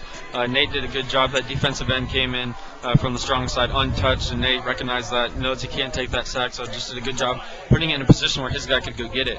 And Bremen made a play on it. I'll tell you what, that's the second time today Bremen's won a big jump ball in the end zone. The size mismatch has certainly shown to be a Bremen advantage here early on. Schlarb on to attempt the extra point, 2 for 2 already on the evening. This one is up, a low kick line drive, but it is through. And the Lions lead it 21-14. 3 seconds left here in the first half. We're going to pause for a quick commercial break, and we'll get back for the kickoff. The Davis Disability Group put us on your side. Call the Davis Disability Group, put us on your side. Call Davis Disability at 1-800-735-5299. Hey, it's spring, and now couldn't be a better time to visit the fine folks of Kaywood Products, located on South Bend's west side. Family owned for 54 years, Kaywood Products specializes in quality building materials for all of your home improvement needs. No job is too big or too small. Need a new window, door, kitchen, or bath? We install. So visit us at 25785 State. Bremen again getting a huge score right before the half here. As you see, the pom-poms that have been kind of obstructing the view of you viewers at home just dropped on that play, and maybe took the spirit out of some of this Wheeler fan base. 21 points, the most points surrendered by the Wheeler defense this year. It's a squib kick picked up by the front line man, and he stays up a little too long. That ends the play, and it ends the first half. And we have had a classic here at Bearcat Stadium. Early on, the Lions go in with confidence at the half. They've come in to the unknown territory of Wheeler Field, and they have managed to stay ahead at the half. I think we saw the offenses controlled that one in the first half. One stopped by the defenses, and that was on the first drive by Wheeler when they kind of hurt themselves with those penalties that we saw early. They got inside just near the red zone, but weren't able to capitalize on some good field position. Didn't come out with any points. So definitely that last score by the Lions, a huge break of the hearts of the Wheeler Bearcat Nation. Yep. So a great job by the Lions getting the last score of the half. They take the lead into the half. We go to the half with a 21-14 game here from Wheeler. We will go to commercial. We'll be back here soon. You're listening to BroadcastSport.net. State Road 2, or give us a call at 574-287-4262. Mapletronics Computers is the place to find great computers, great service, and really great people. Stop by their showroom located at 2116 West Wilden Avenue in Goshen and see what's new in home and office computing. Their friendly service team is there to help with all of your computer repairs, whether you need a tune-up or a complete format and reinstall. New computers, high-speed DSL, Verizon Air cards, they've got it all. Mapletronics is your hometown store for computers and more. Give them a call at 534-2830 or visit their website at www.mapletronics.com. Introducing the Droid Razr by Motorola, exclusively from Verizon. The ultimate power of Droid. The legendary edge of Razr, combined to form the thinnest 4G smartphone. A scratch-resistant face armored with Corning Gorilla Glass. A back plated with laser-cut Kevlar fiber. And it's powered by the mind-melting speed of Verizon 4G. The fastest and most reliable 4G network in America. Get the new Droid Razr by Motorola. Visit any Verizon store, droiddoes.com, or call 1-800-256-4646. Covers details at verizonwireless.com/bestnetwork. Aren't you getting tired of waiting on the internet? WWW should not stand for Worldwide Wait. 4way.net offers wireless broadband internet service with nearly 50 towers throughout St. Joseph, Southern Elkhart, Marshall, Kosciuszko, and Fulton counties. Now you too can surf the web like your friends for as little as $49 per month. 4way can deliver the internet at speeds of up to 3 megabytes per second and beyond. Contact 4way.net at 574-277-7720 for an up-to-date status for your area. If you are in an area that you feel may benefit from their service, let them know. Visit their website at www.4way.net. Service One Professional Group of Elkhart provides complete electrical and mechanical services to industrial, commercial, and institutional clients throughout northern Indiana and southwest Michigan. Since 2005, their team has excelled at maintaining to perform their services with integrity and professionalism. This commitment has made them able to build and maintain solid relationships with their customers. With project scopes ranging from construction to technological advances, Service One Professional Group can complete the job from the design stage to the startup. To learn more about Service One Professional Group, call them at 574-522-5651 or visit their website at serviceonegroup.com. Community Business Equipment of Bremen and Napanee is a local business providing jobs and supporting nonprofit organization in our area. They live, shop, work, and play locally, supporting local business along beside you for the benefit of our community. Community Business Equipment will offer you everyday low prices on office supplies, furniture, equipment, janitorial, and break room supplies, along with specialty items such as rubber stamps, signs, custom forms, and much more. Their factory-trained service department offers service on all kinds of office equipment, from a small desktop calculator to your 80-page-per-minute copy machine and everything in between. Stop in Bremen or Napanee and visit their website at www.communitybusinessequipment.com. Walters Auto Sales in Elkhart is a family-owned and operated dealership that has been in business since 1975. We have provided thousands of customers quality pre-owned vehicles at wholesale prices. We have all makes and models from compact cars to 12 to 15 passenger vans. Come see why customers as far as Hawaii and Alaska have bought their car from Walters Auto Sales. And make sure to check out Walters' website at walters1975.com for all of their specials and instant online car rentals. Or call them at 970-1360 or 293-1707. It's a struggle, don't try it alone. It's a battle from beginning to end. Applying for disability on your own? It's not easy. The Davis Disability Group put us on your side. Call the Davis Disability Group, put us on your side. Call Davis Disability at 1-800-735-5299. Spring has sprung. Now is the time to get things done. Need a little home improvement? How about a new roof? Or maybe a deck for summer fun?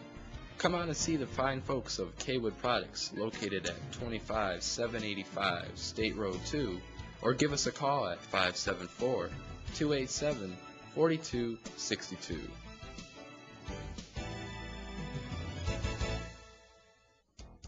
Mapletronics Computers is the place to find great computers, great service, and really great people. Stop by their showroom located at 2116 West Wilden Avenue in Goshen and see what's new in home and office computing. Their friendly service team is there to help with all of your computer repairs, whether you need a tune-up or a complete format and reinstall.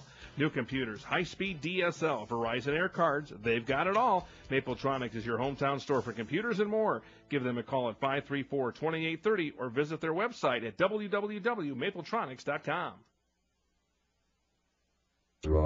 Introducing the Droid Razr by Motorola, exclusively from Verizon. The ultimate power of Droid. The legendary edge of Razr, combined to form the thinnest 4G smartphone. A scratch-resistant face armored with Corning Gorilla Glass. A back plated with laser-cut Kevlar fiber. And it's powered by the mind-melting speed of Verizon 4G. The fastest and most reliable 4G network in America. Get the new Droid Razr by Motorola. Visit any Verizon store, droiddoes.com, or call 1-800-256-4646. Covers details at verizonwireless.com/bestnetwork. Aren't you getting tired? Hello, Cody Sears and Chris Heaney here, back at Bearcat Stadium. We've got some halftime statistics for you. Chris, want to feed those to the fans? Well, we've seen Nate Leeper for the Lions quarterback only have 6 attempts, but he's completed 3 of them for 92 yards and 2 touchdowns. So the Lions do a good job of making those few pass attempts count. He was able to find Pike. That was a correction on that first touchdown. We thought it was Huppert, and it appears it was Pike. Pike has 2 receptions for 29 yards, 2 touchdowns. So he's been a little bit of a mismatch for that Wheeler secondary, no doubt on that. Braxton Miller with 16 carries for 80 yards, along with 15 and 1 touchdown. Those 80 yards are more than he's been able to put up in the playoffs, I believe, thus far. So that's interesting to see that his first half production against this highly touted Wheeler defense has been the best of his last 3 games. Naspinski for the Bearcats, again, only 5 pass attempts, but completed 3 for 47 yards. He had that one 36-yard touchdown pass where there appeared to be a blown coverage by the Lions. We don't have Naspinski's numbers on the ground, but definitely the most impressive runner probably that we've seen in this first half. Braxton's done a great job finishing the tough runs and getting those extra yards, but Naspinski's really fighting through arm tackles at the line of scrimmage and really getting downfield 5-6 yards to carry, I would assume. Just Lions got to focus on his legs, and they were able to do that at the start a little bit. Kind of got away from that, maybe got a little tired. So they're going to have to regroup at half, and I'm sure Coach Holmes and the Lions staff will have some adjustments, as Coach Klimczak's staff will no doubt as well. So it'll be interesting to see what the teams do differently. Maybe we'll see a defensive change in formation by both the Bearcats and Lions, as the offenses have been pretty much able to do whatever they want in this one so far. So we got a 21-14 Bremen lead at half. Your thoughts, Cody?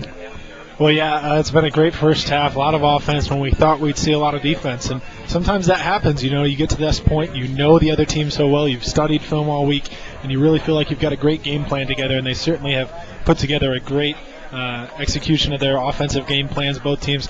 Naspinski, I have to say, is the most impressive player I've seen on Wheeler's side thus far. His ability, you know, his outstretching arms gets him a good yard or 2 on every play.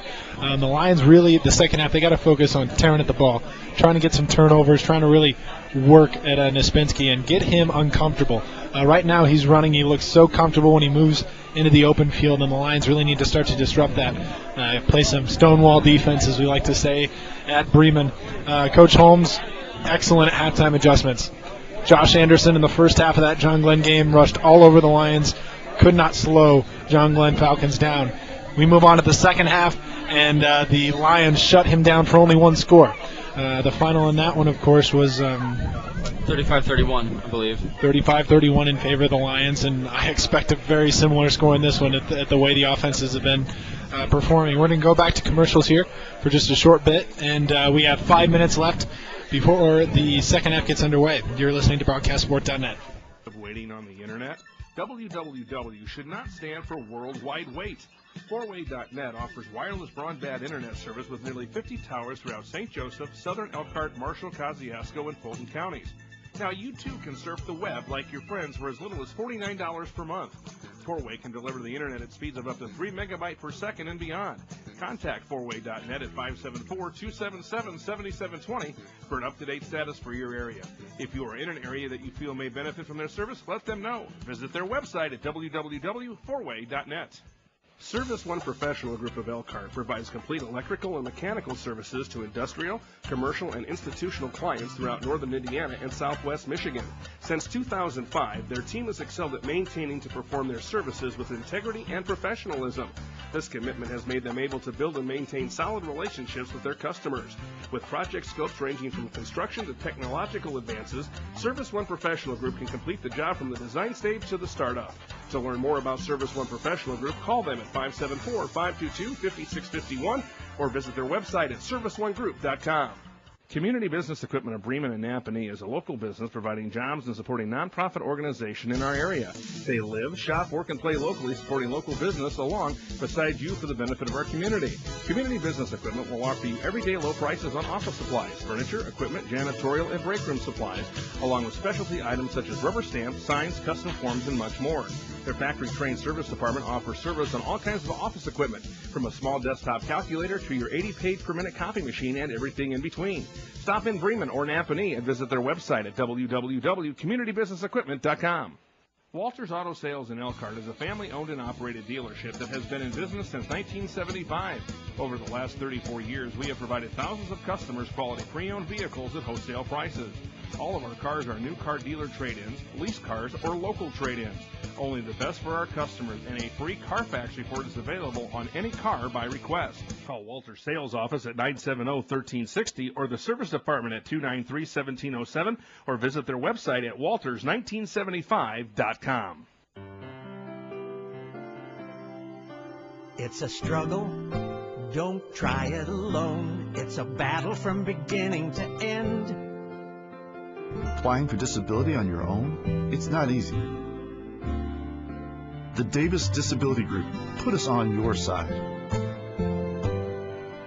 Call the Davis Disability Group. Put us on your side. Call Davis Disability at 1-800-735-5299. Hey, it's spring, and now couldn't be a better time to visit the fine folks of Kaywood Products, located on South Bend's west side. Family owned for 54 years, Kaywood Products specializes in quality building materials for all of your home improvement needs. No job is too big or too small. Need a new window, door, kitchen, or bath? We install. So visit us at 25785 State Road 2 or give us a call at 574-287-4262. Mapletronics Computers is the place to find great computers, great service, and really great people. Stop by their showroom located at 2116 West Wilden Avenue in Goshen and see what's new in home and office computing. Their friendly service team is there to help with all of your computer repairs, whether you need a tune-up or a complete format and reinstall. New computers, high-speed DSL, Verizon Air cards, they've got it all. Mapletronics is your hometown store for computers and more. Give them a call at 534-2830 or visit their website at www.mapletronics.com. Introducing the Droid Razr by Motorola, exclusively from Verizon. The ultimate power of Droid. The legendary edge of Razr combined to form the thinnest 4G smartphone. A scratch-resistant face armored with Corning Gorilla Glass. A back plated with laser-cut Kevlar fiber. And it's powered by the mind-melting speed of Verizon 4G. The fastest and most reliable 4G network in America. Get the new Droid Razr by Motorola. Visit any Verizon store, droiddoes.com, or call 1-800-256-4646. Coverage details at verizonwireless.com/bestnetwork. Aren't you getting tired of waiting on the internet? WWW should not stand for World Wide Wait.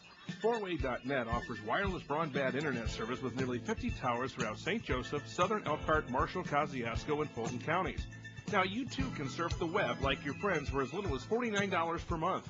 4way can deliver the internet at speeds of up to 3 megabytes per second and beyond. Contact 4way.net at 574-277-7720 for an up-to-date status for your area. If you are in an area that you feel may benefit from their service, let them know. Visit their website at www.4way.net. Service One Professional Group of Elkhart provides complete electrical and mechanical services to industrial, commercial, and institutional clients throughout northern Indiana and southwest Michigan. Since 2005, their team has excelled at maintaining to perform their services with integrity and professionalism. This commitment has made them able to build and maintain solid relationships with their customers. With project scopes ranging from construction to technological advances, Service One Professional Group can complete the job from the design stage to the startup.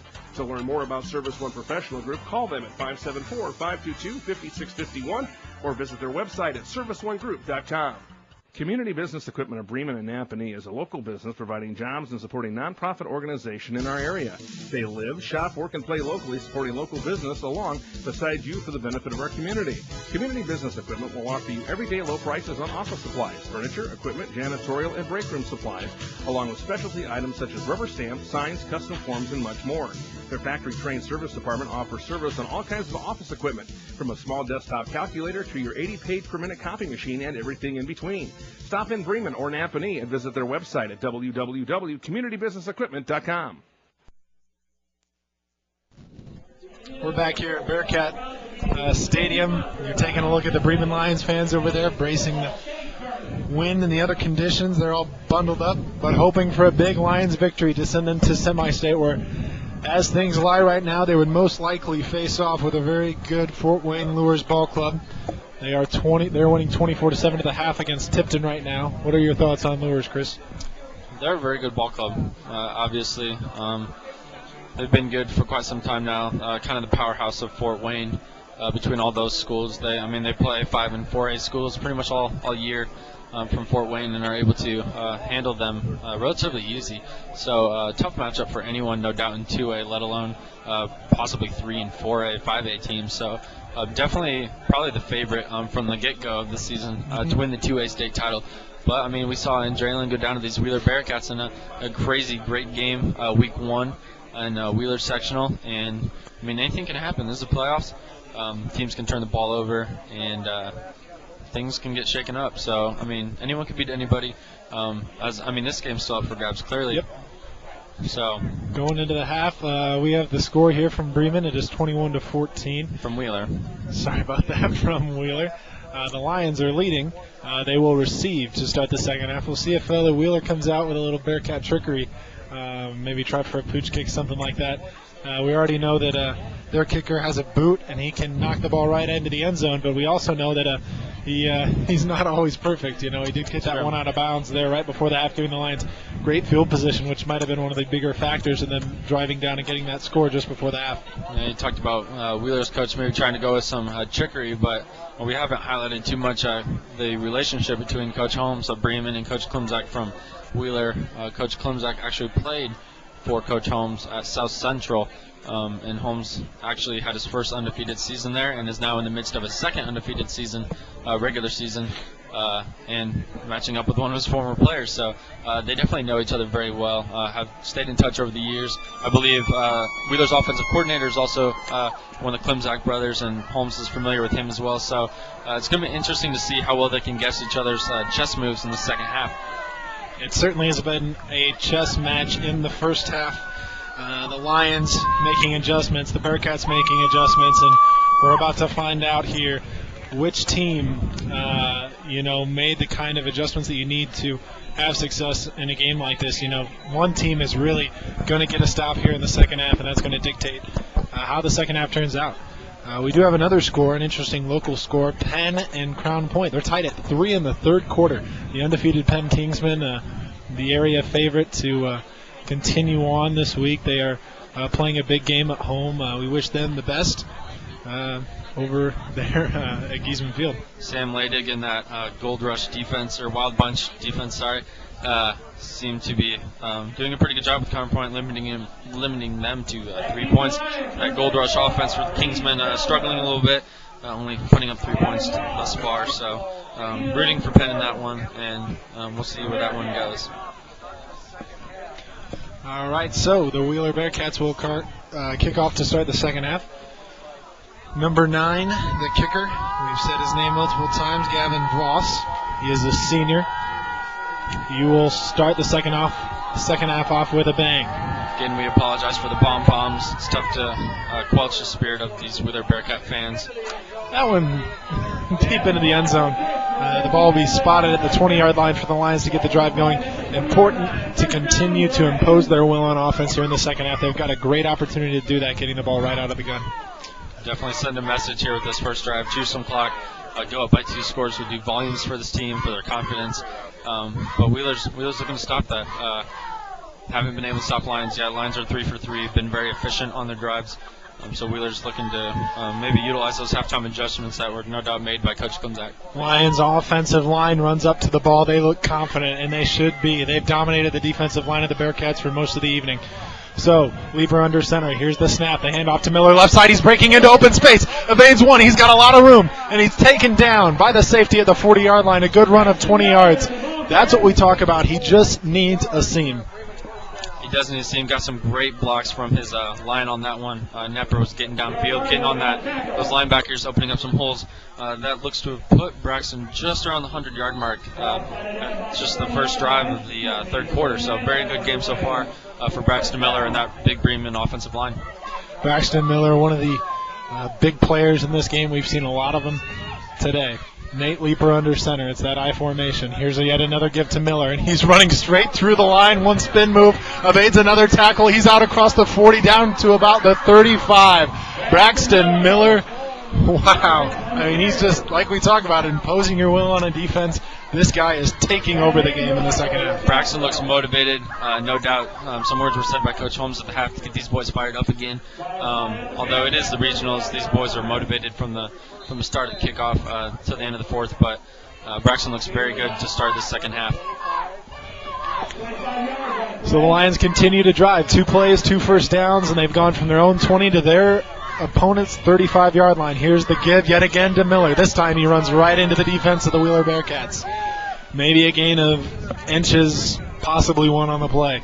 Miller kind of just dove forward to get something out of nothing.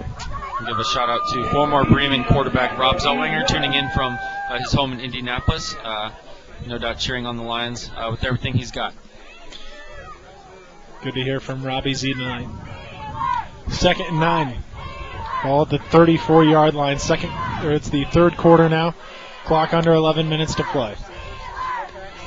Nate Leeper under center. Tight ends to the left. Heaney comes in motion to the right.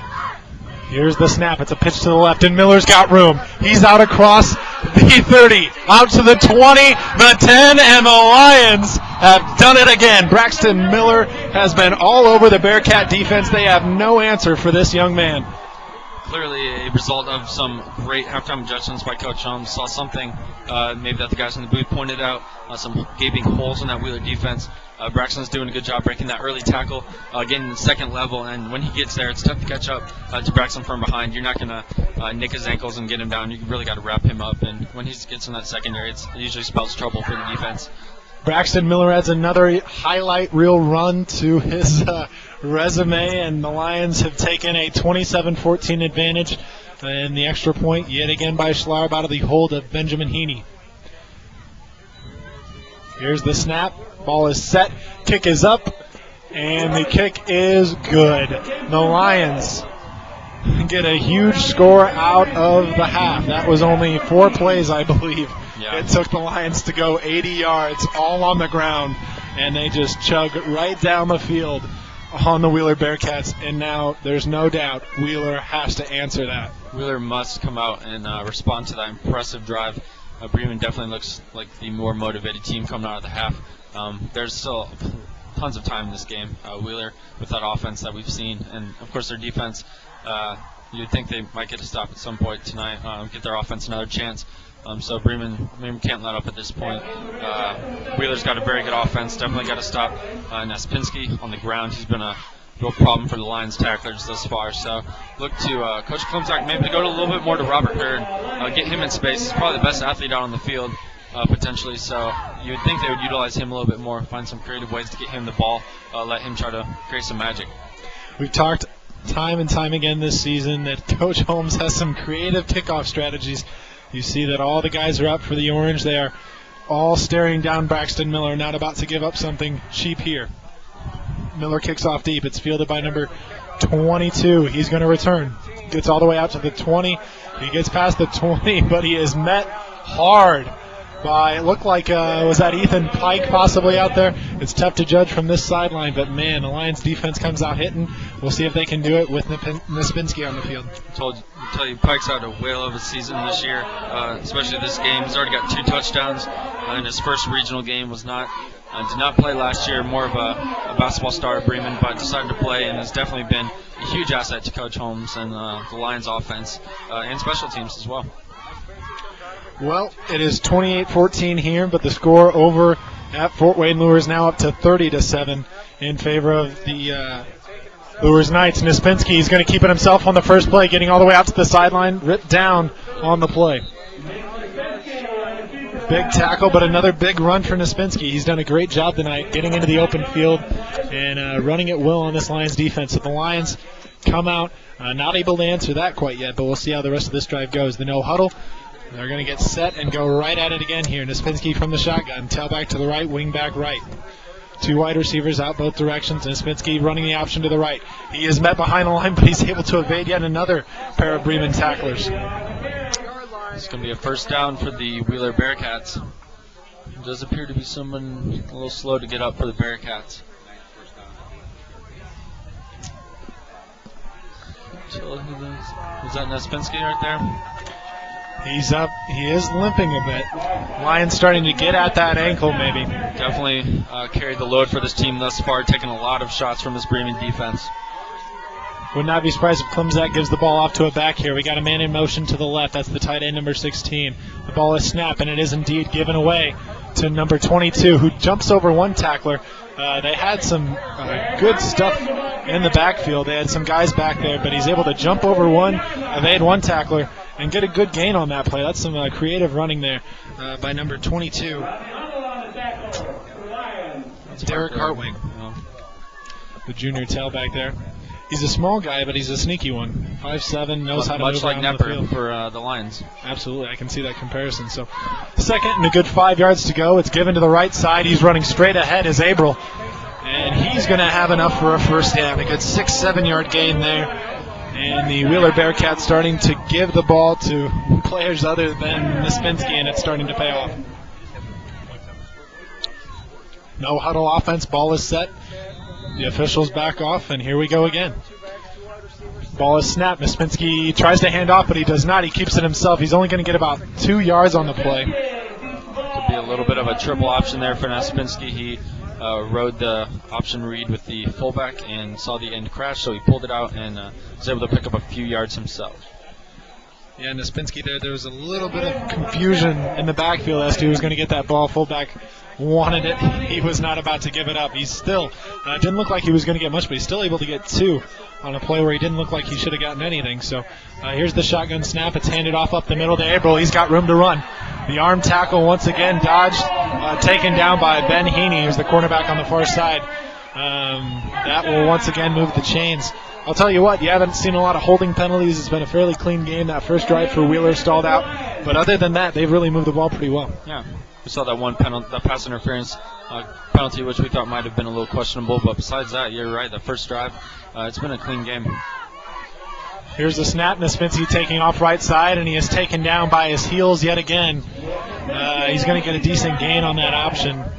Like Burkholder and Mullen were part of the pile on that one that Nispinski tripped over as when he tried to hurdle.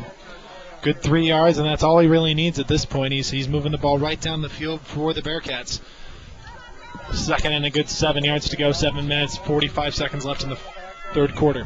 Here's the snap he's going to throw. He's got a swing man, Robert Hurd. He's in open space, and he's quick. He gets a nice gain inside the 35-yard line. Ball will be at about the 33-yard line. Moving into Lions territory are the Bearcats. They're moving the ball pretty well at this point. Just moving the chains, no doubt. That is the goal right now. Just focus on gaining 3 to 5 yards of play, and they're doing a great job of keeping those chains moving in the second half.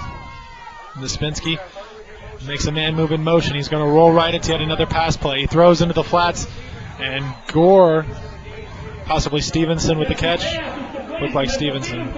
Stevenson with the catch for a minimal gain, maybe 2 yards on the play, trying to keep the Bremen defense honest. We've got another score for you guys back home. Northwood did score. They failed to convert the 2-point conversion. It's 24-12. late in that game. Might be a little too late for the Panthers, but certainly not too late for the Bearcats here. Nispinski takes a snap. He gives to the running back who cuts up the middle.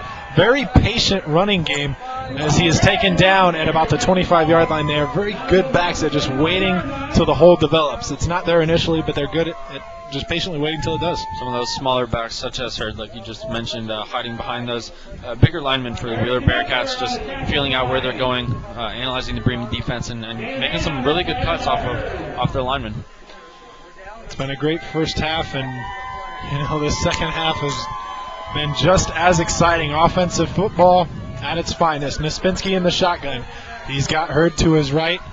3 wide receivers out there. Ball is snapped, a low snap. Nispinski handles it, and he is met and thrown down by the Lions defense on 3rd down. That's not even close to the first down, so it's going to be 4th and 2. You got to think Coach Klimzak's going to go for it here. Yeah, I don't think there's any question as to what he's going to do on this play. Probably keep the ball in Nispinski's hands, although he has looked a little weaker in the second half after just carrying the load in the first half. That looked to almost have been a little bit of a blown play, some confusion in the Bearcat backfield there. Lions did a good job of swarming and getting to the ball. Big play here in the second half, 4th and 2. There's 2 backs in the backfield, shotgun formation for Nispinski. He's going to give, nope, he's met in the backfield. He gets a pitch out, but he's taken down. A big play by Mr. Sean Nepper. 23 making the play in the backfield. The Lions are rowdy. They can smell victory coming from a mile away here. It's just getting closer and closer. We're in the 3rd quarter. But the way the Lions are moving the football, they've got to feel good about getting that stop there. They really do. They have not been stopped yet. 4 for 4 on their drives, all resulting in touchdowns. So very efficient night for the Lions offense. A great play there by Sean Nepper. Running back got that late pitch from Nispinski out in open space, and Nepper just did not let him go anywhere, went low and took out his ankles. Nate Leeper will be under center here again, this time single back formation. It's still I formation. Heaney moving to the left. And Braxton Miller takes off again. He's got a lot of room. 50, out to the 40. He jukes back inside, all the way to the 35. Braxton Miller making it look easy out there against this Wheeler defense, who has not given this up all season long. No, this is very interesting to see. These Wheeler Bearcats seem to have their spirits crushed by that late touchdown in the first half by Ethan Pike on that great pass from Nate Leeper. They did not respond well in that first drive, and the second drive looks to have gotten started very well again for the Bremen Lions. Coach Klimzak not happy with that run. I'm not sure if it was him, but I did see a water bottle spiked on the sideline, and now a timeout called by the Wheeler Bearcats. This has got to be frustrating. I mean, this wasn't happening in the first half. Now all of a sudden, the Lions seem to have made some great halftime adjustments. They're moving the ball at will. We're going to take a quick break, get a breather here. You are listening to BroadcastSport.net. Walters Auto Sales in Elkhart is a family-owned and operated dealership that has been in business since 1975. We have provided thousands of customers quality pre-owned vehicles at wholesale prices. We have all makes and models, from compact cars to 12 to 15 passenger vans. Come see why customers as far as Hawaii and Alaska have bought their car from Walters Auto Sales. And make sure to check out Walters' website at walters1975.com for all of their specials and instant online car rentals. Or call them at 970-1360 or 293-1707. We're back here at Bearcat Stadium. The Lions once again driving on the Bearcats. It is 1st and 10 from the 35-yard line for the Lions here. Real quickly, we want to give a shout-out to the rest of the NSC Game Day crew. The second half, Matt Barr and John Imley watching back in Bloomington, no doubt. And Matt's sister, Courtney, is doing a great job on the video as well. That's the great video feed you're seeing, produced by Courtney Barr. Special thanks to Courtney this week, our camera woman. All right, here we go. Leeper under center. It's a pitch play. Uh-oh, we've got some trickery. Nate Leeper steps up. He throws deep. It's going to be close, and it is caught. Was he in bounds? No, he was not. The official says he was out of bounds. Once again, up to, I believe that was Pike out there. And the Bearcats just avoid a huge score by the Lions. You can almost bet that the Wheeler Bearcats are not expecting that one out of a timeout. They've seen the ground game featured Braxton Miller the second half just running over them. So Coach Holmes sees a perfect opportunity to go for the throat and just utilize that double reverse pass that we've seen this Lion team run in the past. They utilized that against Sean Glenn last week of the regular season. Nearly a big score there for the Lions, but Now it'll just be 2nd and 10 for Leaper. He's going to sneak straight up the middle, and he's got a lot of room to run. He's going to get a good gain on that one. All the way inside the 30-yard line. Ball's probably going to be spotted, looks like at about the 29-yard line. That quarterback sneak, Chris, you talked about it, he's got the ability to call his own number. And every time he's done it, somehow the fullback ends up in front of him, and he's got a lot of room to run. We talked about Naspinski's ability as a dual threat quarterback, but we should also highlight Nate Leaper. Does a very good job of just finding that hole right out of the get-go and riding his center, Austin Gall, just downfield right there for 7 yards. Once again, we talk about 2-down territory. This is or 4-down territory. This looks like it. They won't need it, though. Braxton Miller takes off left side. It looked like he got it. Referee seems to be spotting him maybe just a yard short of the first down. Thought there might be some forward progress on that one. Yeah. No doubt Coach Holmes is going to bring out the big guns on this one and go for it. Not bringing out the punter in this situation. Lions looking to send a message here, but at the same time, we could see the momentum swing the complete opposite way if Wheeler's able to get a stop here. 4 minutes, 10 seconds remaining in the third quarter. We inch closer and closer to the final quarter of this great matchup between the Bremen Lions and the Wheeler Bearcats. Wheeler Lions stacking that inside, looking for Nate Leaper on that sneak once again. certainly are. Haney in motion to the right. Leaper under center. He snaps. It's going to be a give to Braxton left side. He's got enough for the first down yet again. That was just a simple ISO play, and, he doesn't really do anything too special. Goes right into the line, knows where he needs to be, rolls off the backside of a lineman, and gets enough for another big Lions first down. ISO play is just a big man-on-man assignment. Get that fullback on that linebacker. Braxton did a great job of having some forward lean on that play. You can tell from the time he got the ball, there's a good chance he was going to get that first down just from the lean he had going on, and ran through some early contact and was able to get just enough for the first down. All right, so the Lions now with the ball at about the 25-yard line. Split back formation. You see Braxton Miller and the fullback, number 33, back there is Nepper. Haney moving from right to left. Here's the snap. It's another sneak for Leaper, who breaks into open field, and he's taken down close to the first down marker. He has no problem with running that sneak in the 4-4. Inside of that Lions line is doing a fantastic job just controlling that trench right now. Wheeler doesn't really have an answer for Nate just taking it up the middle. If they're going to clog that middle, Lions are featuring Braxton outside very well in the second half. Penn Kingsman just took a 6-3 lead over Crown Point early in the fourth quarter in that 5A game. We are also hearing that Jalen Smith with a 24-yard touchdown in the third quarter has put Lures up 30 points on Tipton. It's 37-7 with plenty of time to go in the second half. So it looks as though Lures has punched their ticket to the semi-state game, and both teams here trying to do that as well. Second and short, split back formation, Heaney moving right to left. Braxton tackled for a loss on the play. That time he had nowhere to go. Tried to kind of do a power play out of the split back formation. That's an interesting call by Coach Holmes on second and short. Sometimes you see coaches like to air it out there and give, try to get that big play, utilize the second and short opportunity, but he goes right up the middle. Does not work out for him there. So third and then maybe 2 yards. 2 minutes, 18 seconds left to go in the third quarter. We're inside the 20-yard line. Bremen in the red zone has done an excellent job thus far. Nate Leaper under center. Here's the give. Left side. It's a power to the weak side, and Braxton Miller has plenty of room for yet another Bremen Lion first down. Again, that forward lean of Braxton, it's very tough for these defenders to slow him down, slow his progress down. He's tripped up a little bit there. Once he was hit, still managed to get 4 or 5 yards after contact. So that is something he's been able to do all season, is run through those early arm tackles and stay balanced. Yep, and you see these power plays tonight by Bremen, and basically, when you see a good power play, the fullback is able to meet the defensive end at the line of scrimmage and just drive him off the ball. And Nepper has done a terrific job today of just meeting that defensive end and absolutely pounding into him. So Heaney moving left to right. It's another I formation play. It's a give to the left side again, just an ISO play to Braxton, who's met by a couple defenders by Wheeler. Not before he gets a good gain on the play. Gain of maybe 4 or 5 yards. That'll be second and a good 5 yards here for the Lions. They have the ball now inside the 10-yard line. Ball is at the 6-yard line here. Bremen in the white, Wheeler in the orange. Once again, we welcome you to Bearcat Stadium. This is Cody Sears and Chris Heaney up in the booth, and we thank you for joining us tonight on BroadcastSport.net.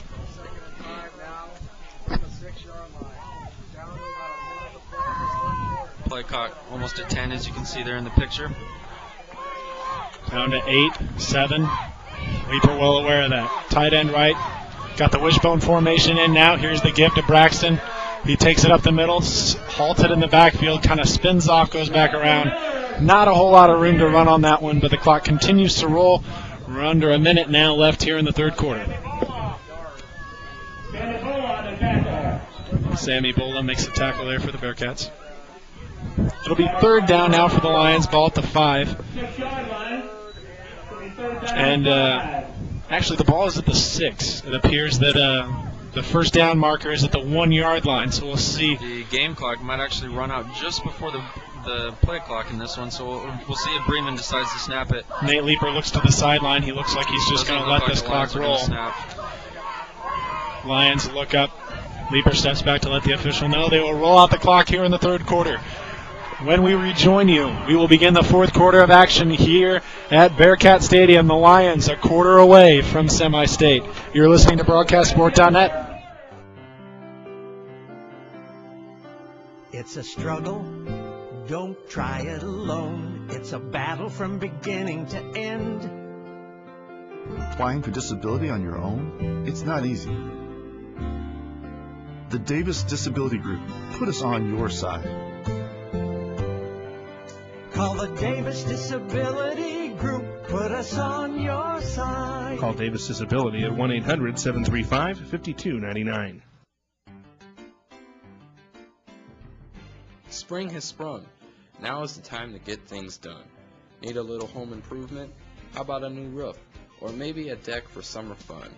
Come out and see the fine folks of Kaywood Products, located at 25785 State Road 2, or give us a call at 574-287-4262.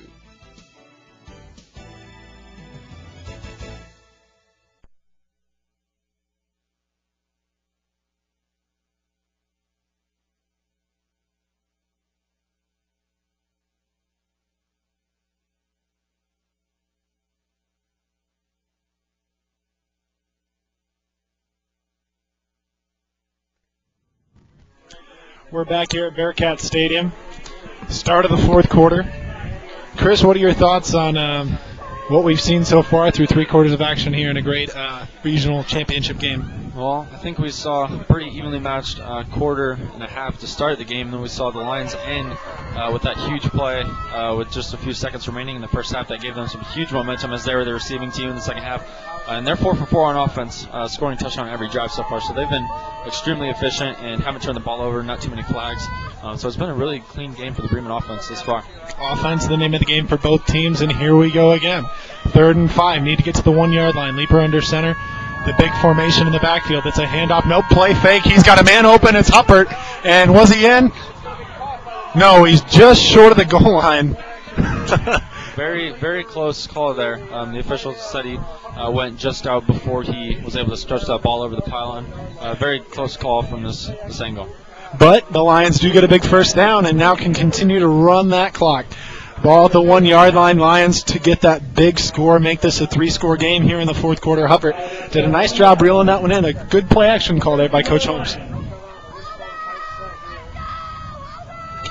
All right. Lions, Leaper under center. Here's a snap. He's going to take it himself up the middle. Did he get in? Yes, he did. The Lions have taken an imposing lead here on the road. It is 34-14. Pending an extra point, the Lions will go up 35-14. The Wheeler faithful, quiet, very quiet. Very, very quiet at this time. And it's again interesting to point out, Wheeler's starting defense only given up no more than 1 score in each game this year. So the Lions putting up 5 on Wheeler's first string just through 3 quarters basically speaks volumes for this offense and the difference formations that Holmes can present. Schlarb 4 for 4 on extra points this evening. Here's the click by Schlarb. It is up and it is good through the uprights yet again. Lions take that 35-14 lead. Semi-state a quarter away for the Lions, and some of the Wheeler faithful starting to make their way out of the crowd. So We'll see what happens here. Wheeler in need of a score. We know they have the threats. That first drive especially, when Nispinski threw over the middle to Hurd, Hurd dropped it. That shows, they can find the holes in this Lions defense. Sure, Nispinski's had some pretty good time as well. His offensive line's getting him a good amount of time on each pass attempt that he's attempted, and his receivers just got to do a little bit better job getting open, helping him out making some of those catches. He's put a few right there, and they just got to make those plays. That's not discounting the effort from this Bremen defense. They have been a very fast bunch, probably one of the better defenses that this Wheeler team has seen. We've got a score update from Jimtown where the Jimmies trail 21-0 in the fourth quarter. The Lions could be the lone NSC team advancing to the semi-state round, and they certainly are looking good to make that a reality. So Braxton Miller set to kick. Lions moving. They can feel it. It's that close. A quarter away. 11 minutes, 49 seconds, and here's the kick by Miller. A deep one into the end zone. Great kick by Braxton Miller. You don't see that out of him very often. He employs that toe technique where he just kind of punches the ball in. This cold weather just seems to maybe made the ball a little bit harder, and he's getting some great kicks out there tonight. Has been throughout the playoffs when he's been in there. Lures has just taken a 44-7 advantage over Tipton now. West Lafayette also tied at 7 apiece with Belmont in the fourth quarter. There's an interesting game up in 3A. I believe the winner of that may be playing St. Joe in the semi-state. All right, shotgun formation. Here's the snap. Fake, thrown up top. He's got a man. Heaney tries to bat it away, cannot get it.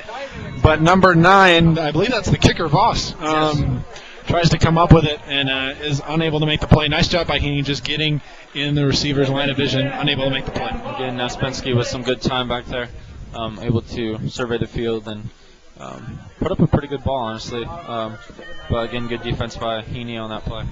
Nispinski will most likely be throwing yet again here. He's going to roll right. He's had all day to throw most of the day. He throws over the middle. Ooh, that one nearly tipped by T.J. Johnson. Calling that one a catch. That's a good catch. Good for a first down. Referee comes in saying it was a catch. Friday Night Lights-esque there. Here we are, 1st and 10, ball on the 33-yard line. Here's the snap. Nispinski takes it, option play left. He's got Hurd. Hurd's got open field to run in, and he evades one tackler, taken down at about the 47-yard line. So Wheeler not dying easy. They come right back with that offensive attack that has been there most of the evening. So Wheeler runners appeared to all be on the hurling squad on the track team. Quite a lot of jumps over tacklers, attempting tacklers, I should say. Doing a good job of evading those low Bremen tackles. That's a frustrating way to make a tackle. Oh, that ball is low, and Nispinski can do nothing but simply jump down on it. It was at his feet. He was able to pin it there, dives on it. Clock will continue to run. 11 minutes left now here in the fourth quarter. That'll be second and long. That one definitely hurts that drive. 2nd 14. You got to admit, Wheeler's, misplays here, I think, has been the key to this game. The penalties, low snaps there, drop passes. They're right in this game, and really the score's kind of deceiving at this point. All right, Nispinski's shotgun. He's got it back to the right. He's got 3 wide receivers out to the right as well. He fakes, goes downfield to Gore, who's going to reel that one in. He's got room along the sideline, down to the 35 inside. The 35 at about the 32-yard line. That was just a ball that was floated in the direction of the receiver. He got it over the first man in the zone, and he found that hole. Great job by Gore there. A lot of hang time on that pass. Bremen maybe playing it a little bit safe in that secondary, giving it a little bit more cushion. There was a receiver downfield, which drew a little bit of attention away from Gore, who's positioned on the sideline. Certainly don't want to play safe against this Wheeler offense. They can move the football. It's a give up the middle, Abel. Nowhere to go. Met by number 51, Andrew Burkholder, the senior captain linebacker. Great job by him and that defense swarming the football, not allowing the run here late, making them go to the air. Number 12, Nispinski from the gun. He's got Hurd out to the left. This is that formation where he loves to do that quick pitch. We'll see if they go to it here. It's that option play to the left yet again, and they make Nispinski go down the line, and he's stopped. Right there, the ball is fumbled. The Lions have recovered. That ball is Lions football. The referees have met, but that was clearly a fumble. The Lions did recover it. That's an iffy call there. They really get away with one. We've seen a few close ones tonight. It's tough to call without instant replay. Those officials do a pretty good job out there, but that one looked pretty clear that it was a fumble. Regardless, it's Wheeler ball now. Third and about 9, it looks like. It's going to be a long third down for the Bearcats. They catch a big break there. That ball certainly looked like it came out early. Nispinski moves his man, number 22, in motion. Here's the snap. Here's a flag on the play. A false start. That'll be 5 yards there. 9 minutes, 20 seconds remain in the fourth quarter. Wheeler in need of a score. You can almost wonder if Nispinski reported a little bit of injury, slowing him down at halftime maybe. Hasn't been featured as much on the run. Certainly hasn't been able to get nearly the yardage he did in that first half, in which he was so impressive. With the clock situation also, you have to remember that it's tough to give him carries. You want to try and get the ball in the air and get the ball downfield. But third and long here, need to cut into this. Another low snap. Nispinski fields it well. He throws downfield. He's got a man, number 15, Abel. Catch inside the 20 all the way down to the 15-yard line. Finding holes in this Bremen zone here. Big play for Wheeler on third and long. 9 minutes remaining in this one. We've got a final from Napanee. The Leo Lions have taken down the Northwood Panthers. Another NLC team drops out here. It is Nispinski from the gun. He's got Hurd to the right. Wing back over to the right side as well. It's a quick pitch to Hurd. He's got room, runs straight up the middle. He's hit, met, and he will be dropped short of the touchdown. Some Lions defenders jumping on there at the end. And looks to be a first down. They've stopped the clock. Hurd had a lot of room on that one, and that's when he's dangerous, is when he's out there in open space. You saw there, able to avoid some Lion tackles and get that first down. Stopping the clock while the chains are moving. We've got a score update from Penn High School where they've just taken a 13-3 lead with less than 3 minutes to go. The Kingsmen with a 2-score lead look to have a safe game there. They may be advancing to semi-states, who congrats to the Kingsmen. We will update you when that is a final. Penn, an undefeated team, as we mentioned earlier, very impressive throughout the season. Scored that first game of the season upset against Valpo, which not many people expected, but really handed it to Valparaiso in that one. And defense has been the go-to for the Penn Kingsmen throughout the season. Kingsmen did pick up another score, 20-3. That one's all but over. Great job, Penn, eliminating Crown Point. They move on to semi-state. They will meet up with a very tough Hamilton Southeastern team, or whoever wins that game, but certainly could be a great game next week wherever that is. 2nd and 1, the ball will be placed at the 3-yard line here for the Wheeler Bearcats.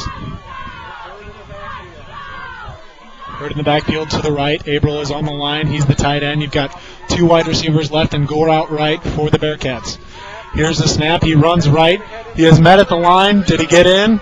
No, he did not. He will be marked short of the goal line. Enough for the first down, so that'll stop the clock. 8:39 remaining here in the ballgame. Appears to just be a couple inches short. It almost looked like he could have reached out. The ball is in the right hand. His left arm might have been in the end zone, but that ball has to cross the plane. Breeman did a good job of wrapping up his arm on that one. Penn, my mistake, will actually... Oh, that ball is fumbled in the backfield. There's a pile on it. Lions indicating they have it. The referee has signaled that Wheeler is recovered. Almost looked like one official was pointing in the opposite direction, one was pointing toward the first down. The stripes out there. Nonetheless, it's Wheeler ball. 8 minutes, 14 seconds remaining in this ball game. Nispinski in the shotgun. He's got Hurd to his left along with Abril. Here's the snap. He's going to run to the left side, and he tries to get it, but met by a host of Lion defenders. Man, I'll tell you what, Nispinski, who came out, was doing everything right, all of a sudden cannot get anything going on the ground. Doesn't seem to have that same leg drive that he had in that first half, no doubt. A little bit tired from just carrying this team in that first half. Definitely the feature back. Ben Davis, a big game with Carmel. They've scored with less than 10 seconds to go. They trail by 2, and they're going for 2 to tie that game. We'll let you know when we hear any update on that. Nispinski takes it to the right, dives over the line. Wow, what a play by Nate Nispinski. Terrific play by that young man. He gets into the end zone. the senior doing anything he can to keep his team in this ball game. Clearly giving everything he's had. He knows this could be last ball game, so you want to go out leaving everything on the field, and he's certainly doing that. Ben Davis has come up short on the 2-point conversion. Carmel has snuck away 2 huge wins in a row from Warren Central. Now Ben Davis. That team just seems to be the team to beat in 5A. Gunnar Keelan, Columbus East, posting a 35-0 score in the early third quarter, so also impressive by the Olympians. Here's a kick. That one is up, and it is good. Just inside the upright. Anything can happen here at Bearcat Stadium. 7 minutes, 30 seconds left. Wheeler able to get the score, and so now we'll see what they do if they attempt a onside kick here. Go straight away. They've got all 3 timeouts. We're going to pause for a quick commercial break. We'll be back here in just a moment.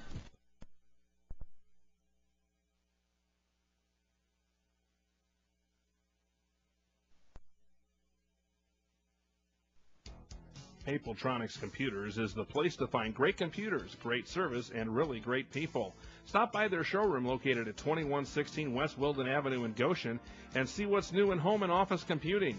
Their friendly service team is there to help with all of your computer repairs, whether you need a tune-up or a complete format and reinstall. New computers, high-speed DSL, Verizon Air cards, they've got it all. Mapletronics is your hometown store for computers and more. Give them a call at 534-2830 or visit their website at www.mapletronics.com. We're back here, 7 minutes, 30 seconds to go in the fourth quarter. Wheeler has a big decision to make here. With trailing by 2 scores, it's almost inevitable that they're going to try and get the ball back. Lions have a lot of guys up for the Lions onside have not kick. been stopped on offense. You can almost be sure that the Wheeler defense will go for an onside kick here. Although, I mean, there's still a lot of time in this one. Wheeler running everyone. That one is botched by the Bremen front line. Looked like it went off a Lion and just kind of bounced straight back to that Wheeler. Interesting onside kick formation. Definitely an effective play call by Coach Klimzak. Very creative. Pretty much bull rushing everybody. And a very good kick by the kicker. It's not an easy kick to make sometimes. A lot of times that one comes up short, but very good kick that time. That's a big play for the Bearcats. They moved the ball well on offense, and now the Bremen defense, maybe a tired bunch, has to come right back out and try and get a stop. So we'll see what happens here. The Wheeler faithful back on their feet, as you can see, and posing your view back at home, as they do so well. So the Bremen Lion defense looking to get a big stop here. A lot of movement around in the backfield trying to get set as Nispinski. Clock is stopped at 7:29. Here's the snap. It's taken by Nispinski. He rolls right, throws back across his body. Nepper's in position for it, and that is going to be picked off by Sean Nepper. What a tremendous play by that young man. You know, he is not the biggest, but that kid can get it done. One of the most impressive interceptions we've seen thus far throughout this entire football season. Nepper going up over the Wheeler receiver and just taking that one away. Nispinski, again, put that one in a pretty good position. I'm not sure if the receiver didn't see it or just didn't have his feet under him, but Nepper making a fantastic play. Coming away with a huge turnover for the Lions after that tough onside kick. It's just showing that relentless attack by Bremen. It doesn't matter what position they're in. This team's going to fight to the very end. They're not slowing down. And here comes this Bremen offense. Heaney from right to left across the field. It's given him to Braxton Miller. He's got room. He's going to run hard, but met by the Wheeler defense, taken down on the play. So 7 minutes, 15 seconds. Clock is running now. We have 2nd and 10. It's big that the Lions keep the ball on the ground. They do get a decent gain there. 2 yards on the play. Able to run some clock after that turnover that Nepper just took away from the receiver. That was Bremen's secondary's 13th interception this season. Not to discredit them at all, and that is Sean Nepper's 4th of the year. So a very good season for him in his senior campaign. Big drive here for the Lions, looking to eat up some clock. 6 minutes, 44 seconds left. It'll be Nate Leeper under center. You have Braxton Miller, Sean Nepper in the backfield. Out to the right, it's a quick snap. No motion this time given to Braxton, who's met just at the line of scrimmage, and he's still able to get just a few inches there. He was hit by 2 different Wheeler Bearcats, but he was still able to keep his feet long enough to run that clock some more and maybe get back to the original line of scrimmage. So 3rd and long, though, the Bearcats can finally get this first stop of the game on the Lions offense. Bearcats are selling out on the run thus far this drive. It'll be interesting to see if Holmes keeps the ball on the ground and continues to keep that clock ticking, or if he will trust Nate Leeper and just put the ball in his hands and trust him to make a good decision. We've seen it before this season. I mean, we've seen the John Glenn game. The Lions put the ball in the air in a situation very similar to this.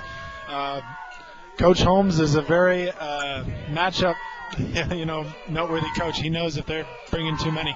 Here's the pitch outside to Miller. There's a flag in the backfield.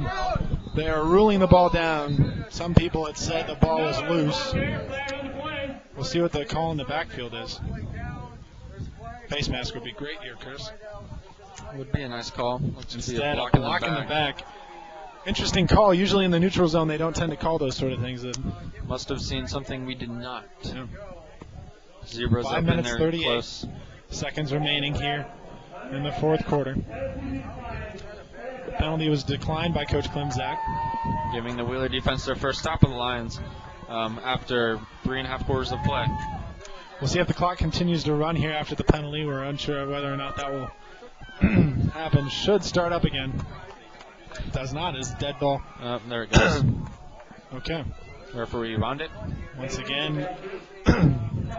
So for the first time in the game, Nate Leeper, the Lions quarterback, will punt. Looks like Wheeler's going to turn it loose, try and get a big play here. Leeper letting the play clock run as low as he can. And then they will snap the ball. So here's the snap. Punt is away. And this one could hit off an orange. Nope. Gets all the way down to the 40 inside the 40-yard line. 35-yard line. 5 minutes, 7 seconds left for the Wheeler Bearcats. This game not over. Wheeler ready, revving on offense. They did just throw that interception. It's important Nispinski gets the ball moving here for the Bearcats. Good punt by Leeper, negating a possible return by Jake Gore. Very impressive special teams player. We've seen him take one back already in the playoffs this season for Wheeler, and a game-winning punt return, actually. So very good job by Leeper keeping the ball out of his hands and still getting a pretty respectably punt yardage-wise. All right, so here we are. Nispinski from the gun. Another low snap. He fields it well. He's rolling right, got time. Big block there. Gets all the way out to the 45-yard line on that rollout. Another first down. Gets out of bounds, most importantly, stopping that clock at just under 5 minutes with 4:58 remaining. And that's the 4th quarter. Big play by Nispinski there. Did a good job not forcing anything. This is definitely not the time to throw an interception, so he did a good job of making a pretty good play on his feet. So here we go, Nispinski from the gun yet again. That might be illegal. The right tackle was not set. The officials missed that. But a decent gain there. He's going to be short of the first down. They keep the ball on the ground, which is an interesting call. 4 minutes, 47, clock ticking away. We're under 5 minutes to go in the game here. Lions have done a pretty decent job bending but not breaking on that option play, which can be dangerous if you're not playing assignment football. But they've stayed true to their assignments and trusted Coach Holmes' scheme. Coach Campbell, the defensive coach, has done a very good job preparing for this Wheeler offense. Oh, boy. Jake Gore appears to be uncovered on the far side. 23 has his back turned. Good hit.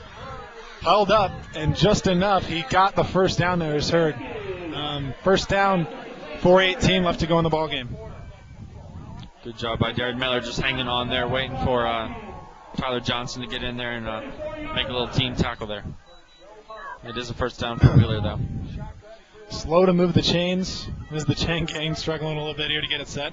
Wheeler ready for as soon as they give him the mark. Nispinski from the gun. He's got most of his men to his right side, and he's going to run that way. Here's the option play. Lions do a nice job. He's in bounds. The clock will continue to run. And it appears he did get out of bounds after all. Somehow reaches that. But now it looks like. On a play like that, usually you don't give it to a player unless he really makes that effort to run out of bounds intentionally, and somehow he's able to get the ball stretched out enough to get it out of bounds. Clock stopped at 4 minutes, 8 seconds left. Wheeler inside Bremen territory here. It's going to be a little swing pass out to number 22. Hartwig gets out past the first down marker, taken down at the 30-yard line. Wheeler's offense moving at will now, but Is it too little, too late? It's going to be interesting to see. I believe they need to score relatively soon to give themselves an opportunity in this one. Breeman's doing a pretty decent job of continuing to make that clock tick, but these first downs are stopping it as the chains are moving. Nispinski from the gun. Clock running. We're under 4 minutes now to play in the fourth quarter. Here's the snap. Another low one. Nispinski bobbles it, and who's going to come up with it? This is close. The referee runs in. It's a first down, Lions! Big play, and the Lions have taken over with under 4 minutes to go in the ball game. A huge recovery for the Bremen defense, and the Bremen sideline erupts at the same time. Incredible. We've seen those low snaps sort of playing a pain in Nispinski's side the second half, especially. The center's got a tough job with A. Paul. You can definitely attribute some of those misdirected snaps to Abraham Hall's presence in there. Definitely wreaking some havoc, causing problems for that center. Nispinski just trying to make a play, could not pick up the ball, and Lions defense did a good job of getting in there and taking that one away. Referees signal a timeout here.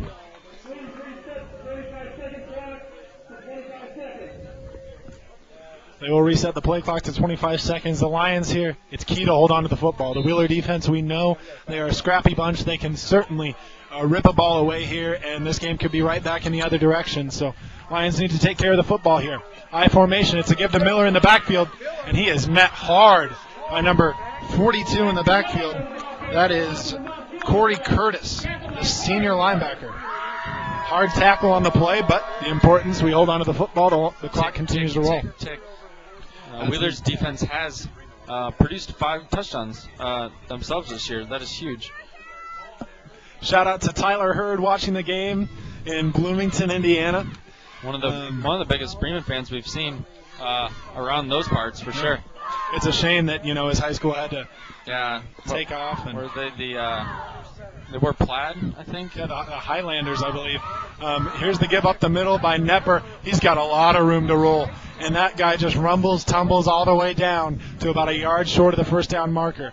They are going to be just past the 45-yard line, maybe at the 46. It's going to be a big third down. Wheeler coach Klimzak calls a timeout. We're going to pause for a quick commercial break. Thank you for joining us here on BroadcastSport.net. Introducing the Droid Razor by Motorola, exclusively from Verizon. The ultimate power of Droid. The legendary edge of Razor, combined to form the thinnest 4G smartphone. A scratch-resistant face armored with Corning Gorilla Glass. A back plated with laser-cut Kevlar fiber. And it's powered by the mind-melting speed of Verizon 4G. The fastest and most reliable 4G network in America. Get the new Droid Razor by Motorola. Visit any Verizon store, droiddoes.com, or call 1-800-256-4646. Coverage details at verizonwireless.com/bestnetwork. Aren't you getting tired of waiting on the internet? WWW should not stand for World Wide Wait. 4way.net offers wireless broadband internet service with nearly 50 towers. All right, we're back here at Bearcat Stadium. 35-21, the Lions lead. 2 minutes, 56 seconds to go in the fourth quarter. We'll also give a shout-out to some of the Lion faithful over in Ohio, Steph and Drew Flam, as well as Meg and Cam Logan, all watching the game, no doubt, and cheering on those Lions, and their cousin Ben Heaney. Lions get set, Huppert left. Big third down here for the Lions. Heaney from right to left. Leaper under center, split back formation. Fakes the toss. It's a give up the middle, and he's got the first down. That will be good enough. The Lions with the first down and under 3 minutes left. It's just a matter of using up these timeouts for Wheeler. With 2 scores, it's going to be real tough for Wheeler to get back in this one. Interesting to see some of the Lion Nation. We already showed you all the fans that have made the trip to this game, the faithful, but of course some weren't able to make the trip due to whatever was going on. And I'm going to give a shout out to some others, Bremen faithful watching back at home. Brittany and Chelsea England are tuning into this broadcast. We appreciate that. All right, the Lions come out confident that they can finish this game off on this drive. 2 minutes, 33 seconds, clock running. Leaper under center, motioning Heaney from right to left. He tries to draw him off sides. No go there. Count. But a nice give right up the middle to the fullback. Gain of about 2, maybe 3 yards on the play. It'll be second and a good 6 or 7 yards here. Wheeler's going to save that last time out. Force Lions to keep hanging on to the ball. We're just about under 2 minutes right now. Clock's at 2:06 and ticking. Lions 12-0, Wheeler 12-0. A battle of unbeatens. and it's certainly shown this evening. A few big plays here and there. Right before the half and right after the half really swayed this one. Leaper under center. Here's the snap. It's a give to Braxton on the left side, and he's tackled right back, maybe loss of a yard on the play. The final timeout for the Wheeler Bearcats is taken with 1:43 remaining in this ball game.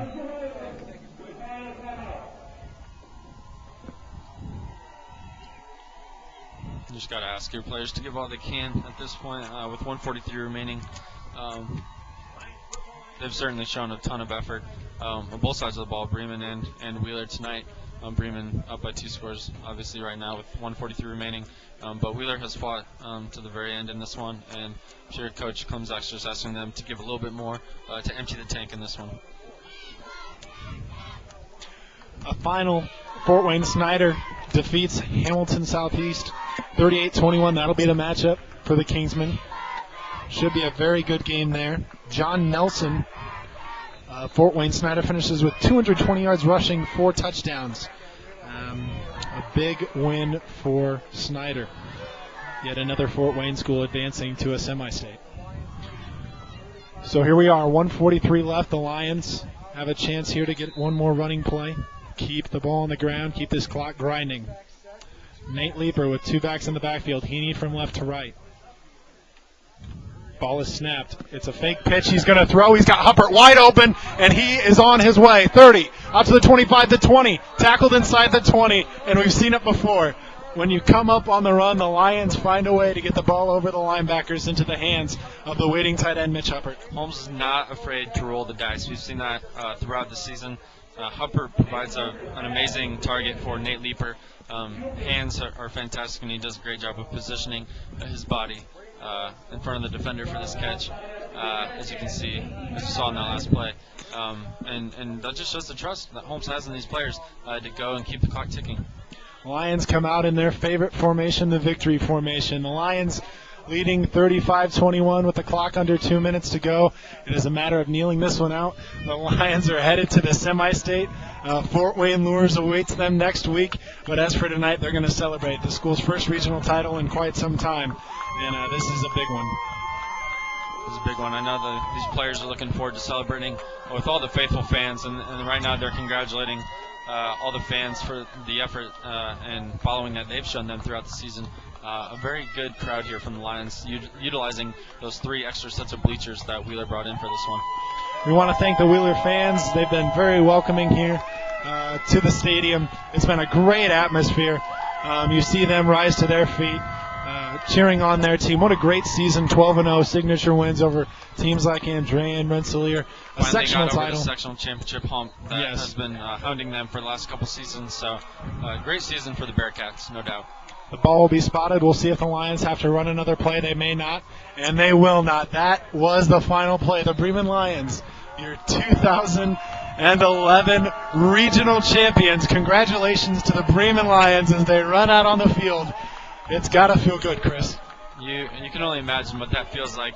The undefeated season they've had. Really, Coach Holmes, since he's got here now, that's his 22nd win. Just done a fantastic job with these boys. They've all bought in from the start when he took over for this group of seniors during their junior campaign. And they've just really bought in and sold out to everything he's asked them to do. And that has paid off with that 22-4 record that they've experienced these last 2 years. Congratulations to the Bremen Lions. A huge challenge awaits them next week at Fort Wayne Lures. We look forward to broadcasting that one. We will have the full game day crew hopefully up in Fort Wayne for that one. It should be a great time as you see the Bremen Lions running out of the handshakes over to their stands. They're going to sing the song the fans love to hear. We thought from the start of the season all roads point to Lures in the playoffs. And we got that. We got a shout out for Andy and Pam Koffel, who are tuning in back home. A couple big fans, so we thank you for tuning into this one. Andy, class of 09, a fellow class of 09er. Good to hear from her. And I hope she'll make the trip to Fort Wayne. We could use all the Bremen fans we can get up there. Yeah. Get there early, as parking is rumored to be limited up at Fort Wayne Lures, so just get there early, as many of the fans did here tonight. We were here a good 2.5 hours before the ball game, and fans were already out there putting towels down, reserving seats, and it's just great to see the following that these Lions receive. We're going to go final here. We're going to close out. We're going to go down, join the on-field celebration with the Lions. We're very excited. Congrats to the Bremen Lions. Congrats to the Wheeler Bearcats. Just a fantastic facility here. Cannot thank them enough for their hospitality tonight. We certainly have a lot of respect for them. This team coming in with the season that they had, they have nothing to be ashamed of after this ball game. Apologize for that rogue cheerleading utensil that is blocking this celebration. But there you see it, the Lions hosting their regional championship plate, and that will be one to remember. The season has been one that will be remembered and talked about for a long time in Bremen. The job that this group of seniors have done. There's just 2 more steps for these guys. Able to get over that regional hump that evaded them last year by that one play in overtime, getting stopped near the goal line, but they silenced the demons and put this one away early. The Bremen Lions, your regional champions, making the Long Green Line proud. This is a huge win for this ball club. We look forward to joining you next week at Fort Wayne Lures as they sing the fight song to the fans. We'll close out with some commercials. We thank you again for joining us. Cody Sears and Chris Heaney from the booth. We hope to have you all listening again next week. Horse Route St. Joseph, Southern Elkhart, Marshall, Kosciuszko, and Fulton counties. Now you too can surf the web like your friends for as little as $49 per month. Four-Way can deliver the internet at speeds of up to 3 megabytes per second and beyond. Contact fourway.net at 574-277-7720 for an up-to-date status for your area. If you are in an area that you feel may benefit from their service, let them know. Visit their website at www.